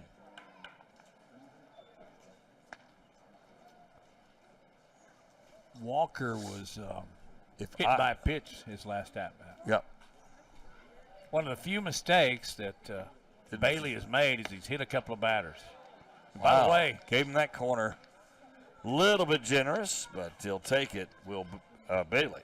2 strikeouts, Matt. Yeah, only 1 out has been recorded by McAdory. Fielder's choice. Other than a strikeout. Yeah. Here comes your pitcher. And that was the pitcher to first. Brandon Watley started the game at third. Currently the pitcher. And he's the only one that's put metal on the ball. Yep. Or aluminum, whatever it is these days. Composite, whatever they got. Strike there. That's 91, and he's thrown 3 innings. Well, and he's been very efficient. I don't think he's thrown 50, 60 pitches, has he? Maybe 10 an inning, if that. Yeah, more than that, but not much more. Not much more. Maybe 50 pitches, maybe. Yeah. We're in the bottom of the if you fourth. I mean, this is only 15 an inning, you know, that's 45. Well, he's faced 9. 50's a good number. I mean, a lot of these strikeouts. He's only faced 15 hitters. A lot of these strikeouts are on 3 and 4 pitches. Yeah, I'm not sure he's gone to 3 balls on anybody, has he? 2 balls. On 2 balls, not much. He has the dime. There's the curve. He got away from the catcher, and he won't make it. So a strikeout and a reach on an error. It's a good hustle by Watley as he got the K, but E2 on that one, huh? Now batting, number 24, Timothy So Phoenix. Harris. Oh, no, we got a pinch hitter. Lewis is out. That's Timothy Harris, who I tried to put in the ball game last inning. Timothy Harris will hit for Phoenix.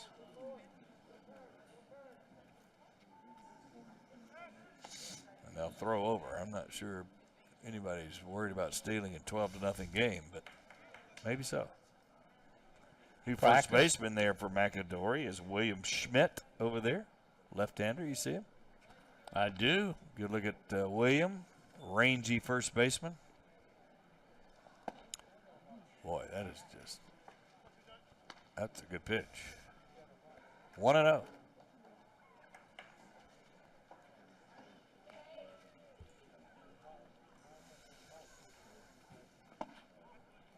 That bat looks like, I mean, correct me if I'm wrong, on the TV, it looks like a pencil when he's holding it up.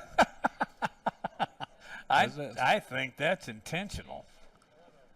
It looks like an eraser at the top, does it not? Yeah, With it a has little that band. little band. Yeah. It's a number 2. It's like you used Kind to of use. odd, isn't it?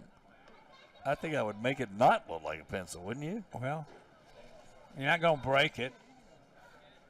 Doesn't that look like a pencil, Rocket? The bat on the screen? Everybody is nodding in approval of your observation. That's exactly the things what you it notice is. in a 12-0 Well, game. that is true, but that is a very interesting observation. Yeah.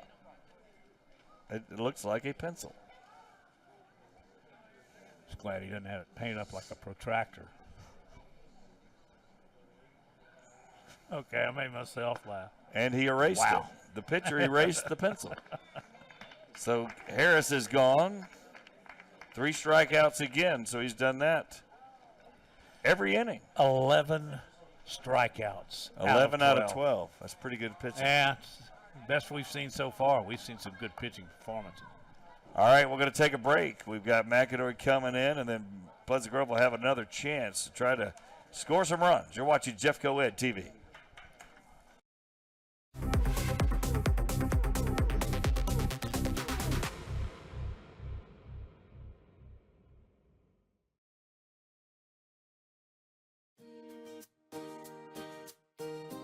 I want to say congratulations. Thank you. You have been selected in the top 5 for Teacher of the Year. Okay. Have we visited everywhere? I love the creativity that marketing brings. I get excited about the hands-on projects and just teaching my students. She's definitely a role model. She's definitely giving 110%. So once you have submitted all of your sticky notes around, She goes that extra mile for her students. Students love her. I'm a mother when I need to be to them, a disciplinarian when I need to be with them. I'm a friend, I'm a confidant. So I just love it. I love everything about it.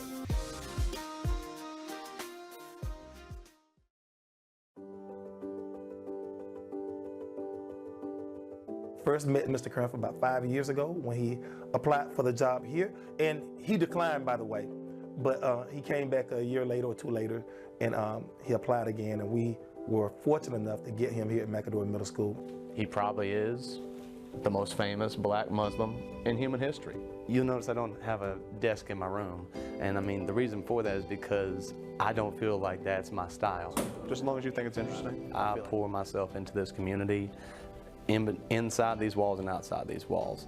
And I think that for me, along with patience and a desire to understand the kids that come through that door, I think that's what just really makes me a little bit different. One thing you can't do is teach a person to have heart. And Trey has it. He has the heart and he has the talent and skill. Everybody else may have the skill, but he has the heart and he has the skill. And that makes him, in my opinion, the Teacher of the Year.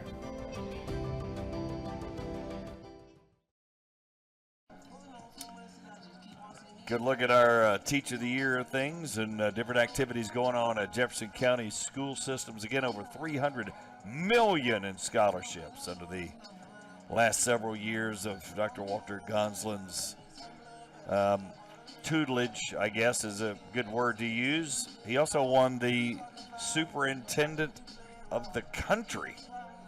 Well, I guess it's Superintendent of the Year for the country. Yeah. Just went nuts. I mean, impressive. No Alabama guy's ever been in the top four, and he just said, well, I guess I'll go ahead and win it. So he did. Teacher of the Year banquet coming up next week. We're going to find out of the great 10 nominees who is chosen as the Jefferson County Teacher of the Year banquet. It's a big deal. That'll be next week right here on Jeffco Ed TV. We're wrapping up the contest in all likelihood after this inning, just the way Aaron Bailey's throwing. But McAdory can come in with some more runs possibly, and that one went behind the hitter from Watley. Hurd, the center fielder, has he started the game with a pretty sharp ground ball right back to the pitcher who was thrown out. Then he grounded out to second, and he walked and stole a base and scored back in the previous inning. It was actually back in the third. Third, yep. Got good speed. Yeah, good player. And but none of the defensive players for McAdory we hadn't had a chance to see their defense. They could be out there without gloves right now. Okay. You suggest they play the bottom of the fifth that way? I think it'd be intriguing. Yeah.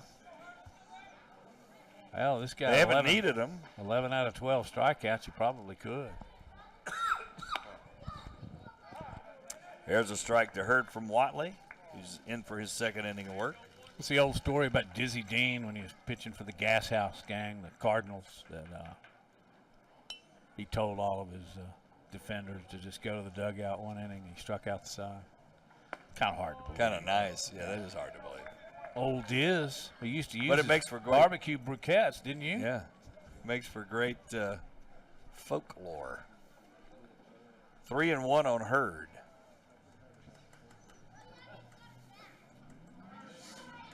Watley doing the full windup here, Matt. Again, yeah. Kind of old school strike on the outside corner, 3-2. Yeah, you got a feeling he grew up with a dad that followed baseball back in our era. Yeah. I mean, he looks in, twirling the ball, going into a full wind up, and he's pushing off the pitcher's plate. Hurd fouls that one away. We're out of balls. We ain't had that many out of play. Here comes some backups.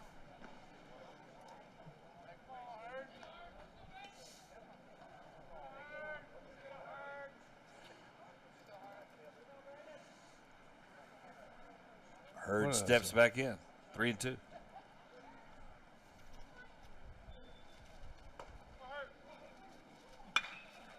Got some good wood on it, right center. Tremel Washington going back, and that is against the wall. And look at Hurd's speed.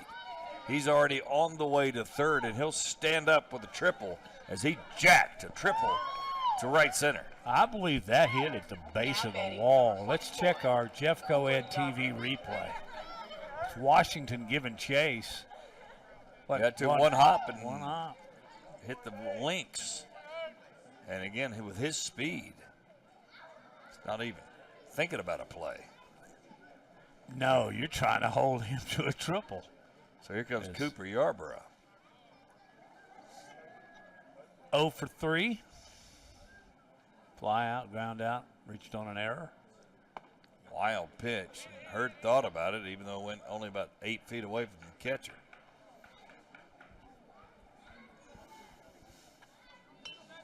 Still, we've gone from golf shirts to maybe a light pullover here as far as the temperature is concerned. At least for me, anyway. I'm in short sleeves and enjoying it.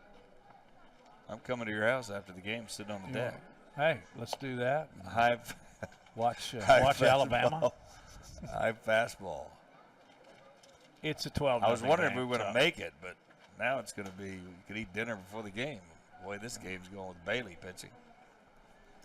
Back when it got like down to 10 and below wind chill, I've always been a bird guy. My dad was that way, my grandfather. So I got a bird feeder because I felt for them. Well, now it's like church. Yeah. Every day they expect it. And so, I mean, I've got to put it out there. That's right. I'm burning my entire retirement on bird feed. Bird feed.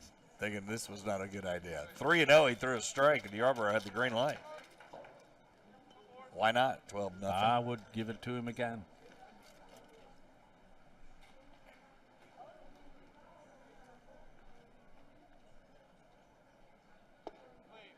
That's low and outside. So Yarborough's aboard with a walk. That brings up Aaron Bailey, who's been the star with his right arm, not with his bat. Well, I just have an inkling that he's going to put bat on the ball here. He's walked twice and popped out. Both of his walks, with Hedgeman as a pinch runner, have plated. Almost looked like Watley didn't stop and come set on that one. He was so quick to the plate, but 1-0. Well, you're supposed to come to a stop now.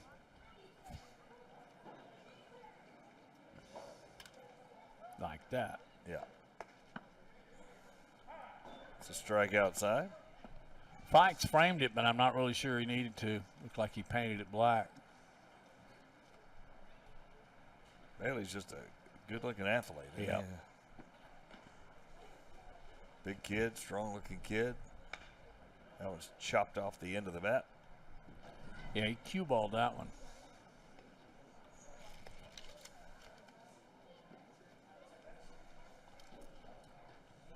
Obviously, Yarborough not going anywhere at first, like he might in a tight game with runners at first and third. No, and that's a courtesy thing, don't you think?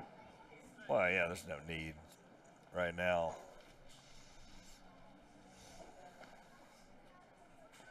And that one gets away, and Hurd's not even going to run. That's a courtesy thing, too. Yep. My hat's off to Derek Ovey. If Yarborough does advance, I think it's embarrassing if you don't advance. Right? Yeah, I mean, then you're showing them up by not. Yeah, you got to do that.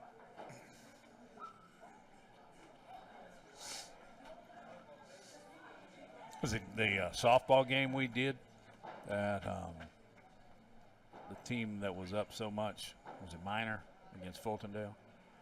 They would pull a runner and give them an out. Yeah. I didn't know you could do that until that night. Yep. Did that a couple of times. Yeah, and I don't know if that's limited to baseball or that's softball. Almost to me more as embarrassing, but I mean just to have the game move along. Just a bad night for Fultondale. That game, it only lasted 2 innings. Yeah, it was tough. There is a jack, and I was going to say I bet he hits one out of here, and that one's out of here. Home run for Aaron Bailey as he jacks a 3-run shot to left. And they got to advance on that, don't you think, Scott? Yeah, take a look. Right down low and in. Down low, fastball. Almost like we're a left-handed hitter likes it, right? Except on the right-hander. Yeah. But he must like you that saw spot. It. We called it. I even said earlier when he walked on the batter's box, I felt like he was going to get the bat on the ball, and boy, did he ever. And I would say he's helped his own cause, but not really. His cause has been helped through 5 innings. 15-0. He jacked that one long and high. Majestic shot to left. Yeah, we got Reed, your third baseman. Hit an RBI double to right field back in the first inning. Has a walk and flew out. Ooh. That was a shot. Kind of got things stirring here a little bit. Home run, I think, isn't it? Of the year. Yeah, I believe you're all right. Seen some hard hit balls, but not that hard. We had a close one in the last inning. Another inside fastball. As Wadley's just getting tired now, I think. Yeah. He's mopping up, Scott.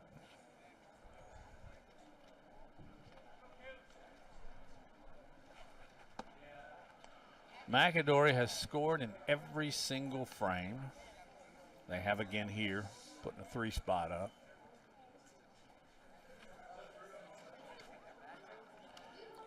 See, out of the Watley, out of the full windup. Outside, and that's a walk for Caleb Reed. So Matthew Rouse scheduled to hit, and he indeed looks like he's coming up.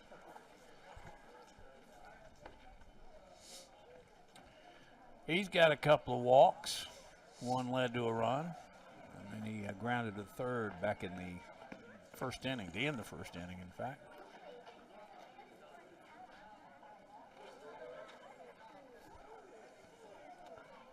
Had a chat with his third base coach, now in the box. 15-0.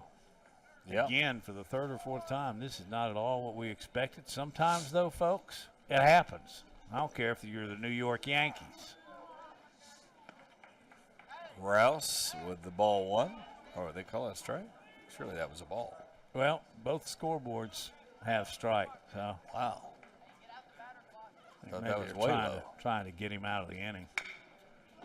Chopper to third, and right off the third baseman's glove. Almost too easy for him, and Caleb Reed will end up at third. Yeah. Rouse didn't even take second. So they really are trying to be cautious about running it up. There's nothing you can do about a 3-run homer. The left fielder had trouble getting the. And your man, Will Schmidt. Now batting, number 18, Will Schmidt. Or that pronunciation. So Rouse is out, and Devin Miller's in. So yeah, William Schmidt, the left-handed hitting first baseman's up, but he doesn't get to swing the bat because he got hit in the back.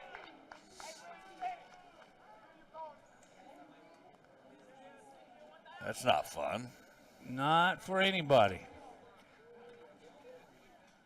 So bases loaded now for Genesis Ware. Left fielder. Left fielder, he singled, reached on an error and struck out. Actually, if you're going to technically score it, he reached on a fielder's choice. The only thing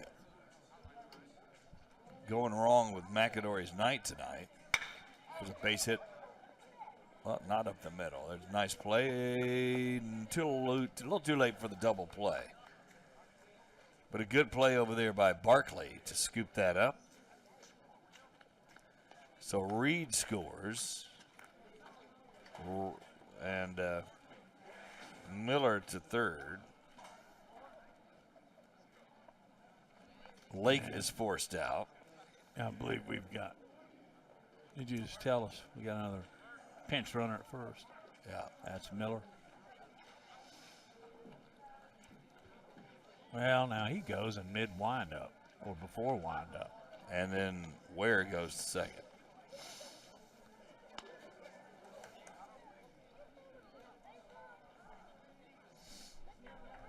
I'm not sure that's what Coach O wanted him to do. Yeah. One out. But based on how he's coached the last inning or so. But, I mean, you got to catch the ball. I don't really have a huge problem with that. I don't either. You're not stealing, Well, and to your point, which I respect, sometimes you need to take the base because you're going to make them look bad. Right.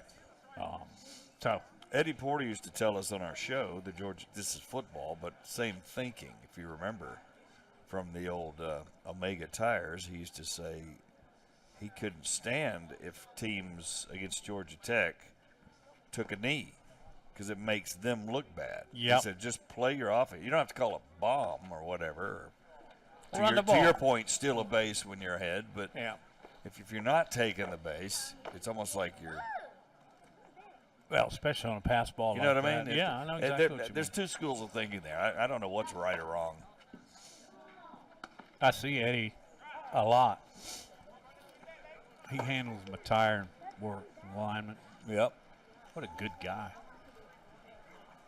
Pretty good ball player. Really good. So DJ Dozier hits a shot to third, and that will go through the wicket. I'm going to give him a hit on that. I am too. And that was actually number 14, Robert. Oh, was that Lake? Couldn't have been Lake. That had to be Dozier, right? It would be in my book. Yeah. Now Eli Payne, who was inserted last inning, is going to bat again. So Miller scores. Ware is at third. Dozier at first. Yeah, One out. Eli Payne, yeah, you're right. Up again for his second at bat. Hits that down the right field line. That and that fouls. I mean, that's fair, excuse me. I almost got him at second if they don't hurry up. Kind of coasting over there was Dozier, and he almost got thrown out. Trotting home was Genesis Ware, and it's 17-0. I don't think Coach Olvey or Lehman expected this either. No. Here's Brandon Hurd, who led off the inning. Hey, he led off with that triple that bounced in right center field and hit the fence on its first bounce. Pretty good pop for a leadoff hitter. Still only one out.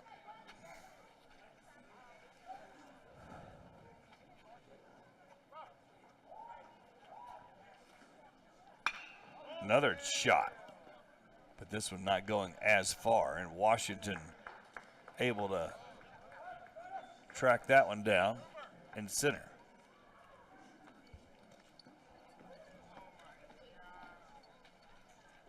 So second out.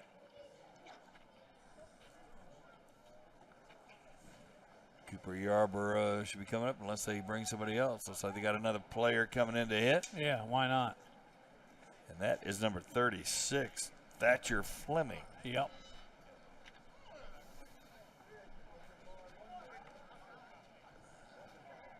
Good for him.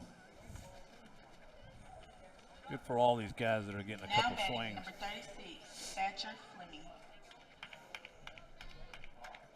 So Fleming hits for Yarborough.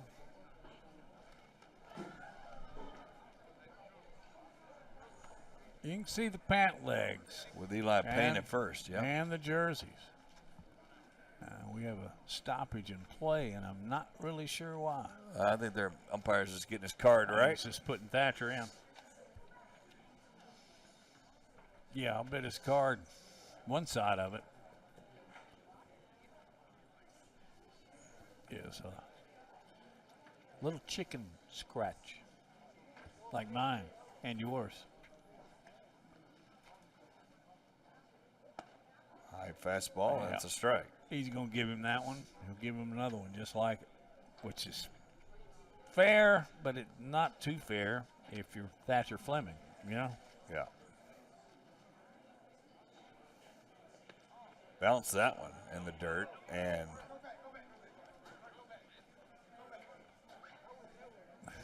he's going to, I hear people say go back. You're not going to go back. Hedgeman.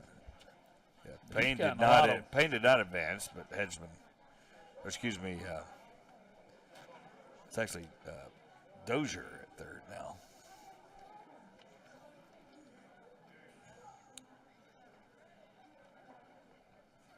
Again, it's almost automatic, though. You know what I mean? To say don't run on a pass ball when you're taught all the time, hey, if it gets past, you got to run.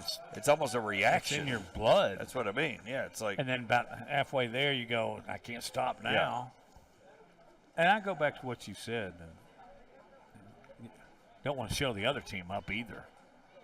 But the other team, I think, understands. Wow. There's a curve. Pretty good pitch. That curve had some break to it. As Thatcher Fleming got a piece of it. 18-0, 6 across this inning.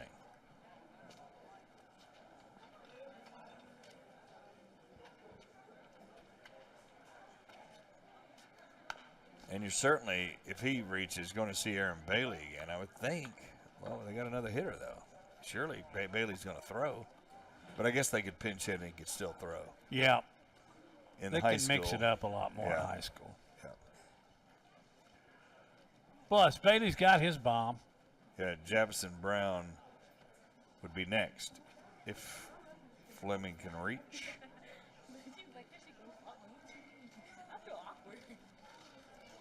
You said I was irritated. You said I was mad. I never said I was irritated. Fleming, a little routine grounder to second. There Nothing's you been go. routine tonight, but finally the third out. So 6 runs come across in the top of the fifth. 18-0. Spartans need 8 to stay in the game. You're watching Jeff Coed TV.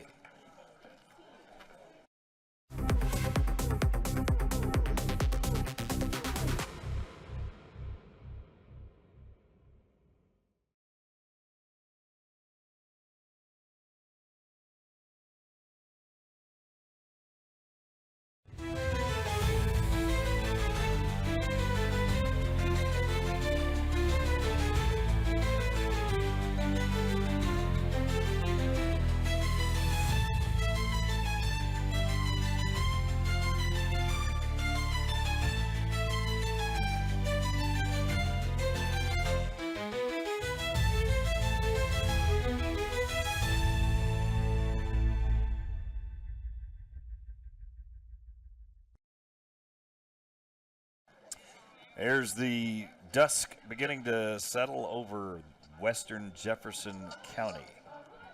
Pleasant Grove Stadium here, Spartan Field. Look at the lights starting to come on.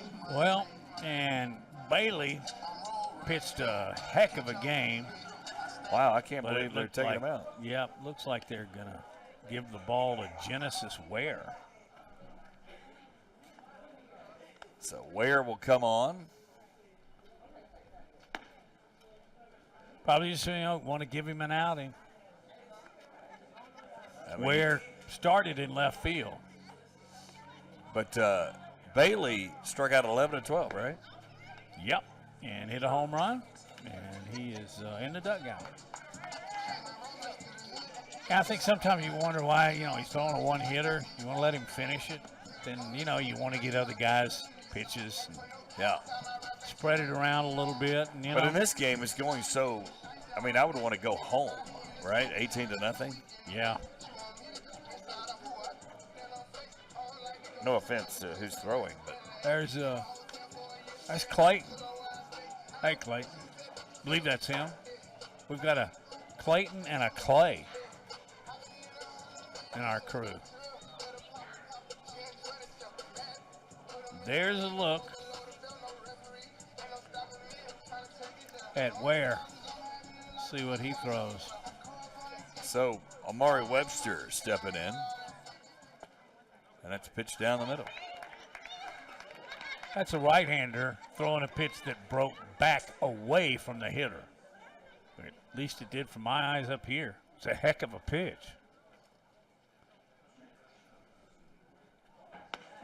Got a little hitch in the delivery as well, and Webster swung over his head. 0-2.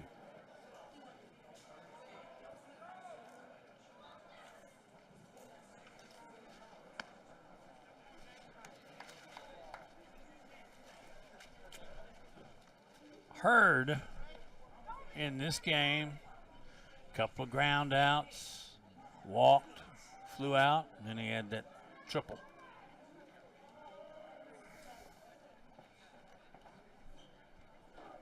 Down the middle, chopped away.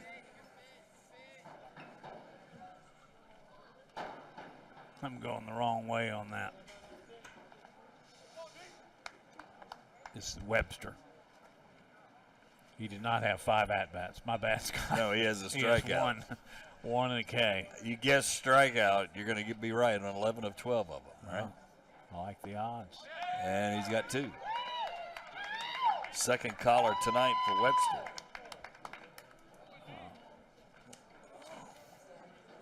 So Washington should be up unless we have a pinch hitter. Now batting.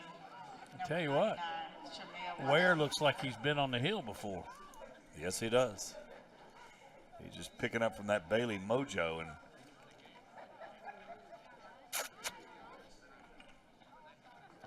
outside pitch.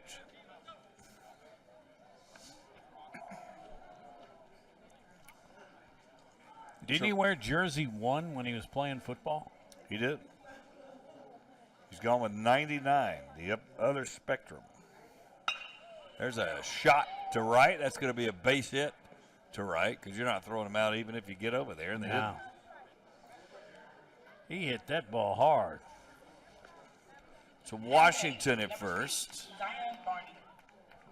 with a hit. Just the second hit by the Spartans tonight. And Barney steps to the plate. He can fly too. Or is it Lester Pickett? Let me see. Well, is it Barney? 6? Yeah. Okay. He has a couple of strikeouts, both looking. Time to swing the bat. A little high. Boy, when Ware goes out of the stretch, it doesn't look like he just uses all arm.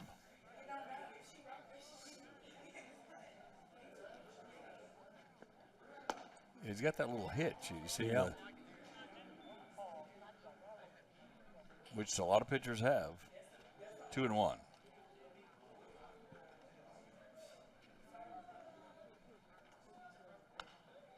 Fouled away. He's around the plate. I'll give him that. Yeah, he just kind of fisted that one straight back. Barney trying to not wear the collar 3 times tonight. That's the old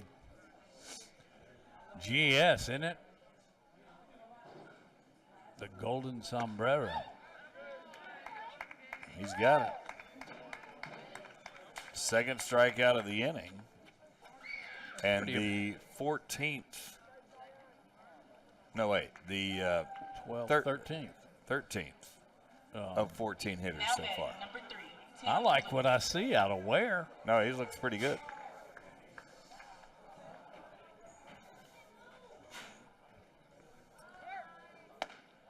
So blue, as Washington steals a base, might as well.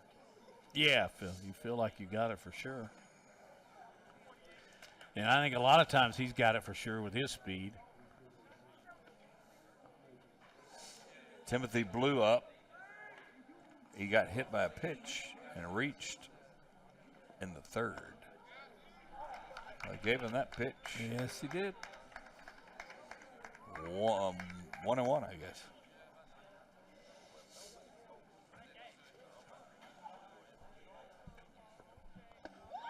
Swing and a miss. Washington to 3rd, and he's going to be out. No, they caught him safe. Yeah, I imagine we're going to get another look at that. I thought he was safe too, but sometimes that leg gets under the glove. You know what? Maybe. I don't know. It went away too quick. And there's a fisted, and Pleasant Grove actually going to get a run. So good for the Spartans as Blue knocks in a run. I don't think the coach was pleased with Washington stealing 3rd, but hey, You know, if you get a run out of it. Now betting number 2. That player got an RBI. And you got to get rid of that. He would have scored anyway on that hit. Horrendous zeros. Yeah. You got to get rid of that if you can. Keep playing. Yep. Here's Keenan Gunn. That ball gets away. So Blue will go to second. And he's got to go. Gunn actually has one of the 2 hits here tonight. Yep. And, of course, his other at-bat, a strikeout, of which McAdory has recorded many.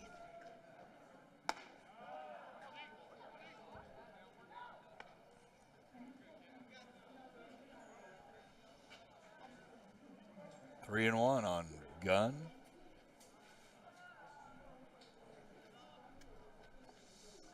And threw that one across his body. And you got to go on that one. It was outside of the box, outside of the reach of the catcher. Well, you got to go anyway. You're down 18-1, I think, right? Yeah. I'm going to run. I don't know what I'm thinking. Well, I mean, a lot of people might not would, though. I mean, game's not over. You're still playing. Well, you score 8. He's going to score 9, huh? Yeah. That's a strike.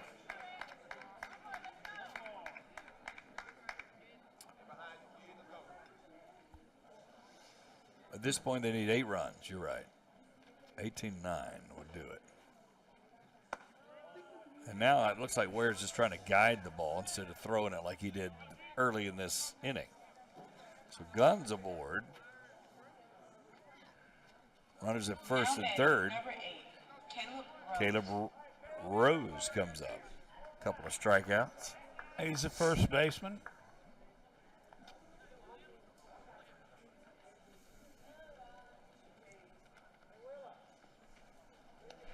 And that gets away. And Pleasant Grove will have their second run.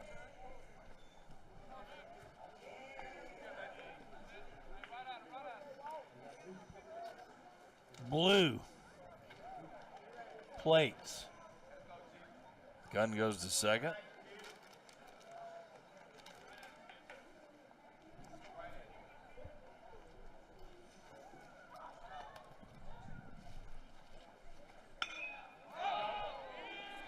And that's coming in. Center fielder's got it. And that will end the baseball game as Rose flies out to the center fielder. Well, as we said at the top of the broadcast, we thought this would be a great game. Pleasant Grove comes in at 6-6, McAdory at 7-8. But McAdory had lost their last 3 in a row, and I think Coach O wanted to make a statement. He threw his ace. His ace struck out 11 and hit a home run. So it was an important game to the Yellow Jackets, and they proved it, winning this one, going away. Mercy ruled a final 18-2.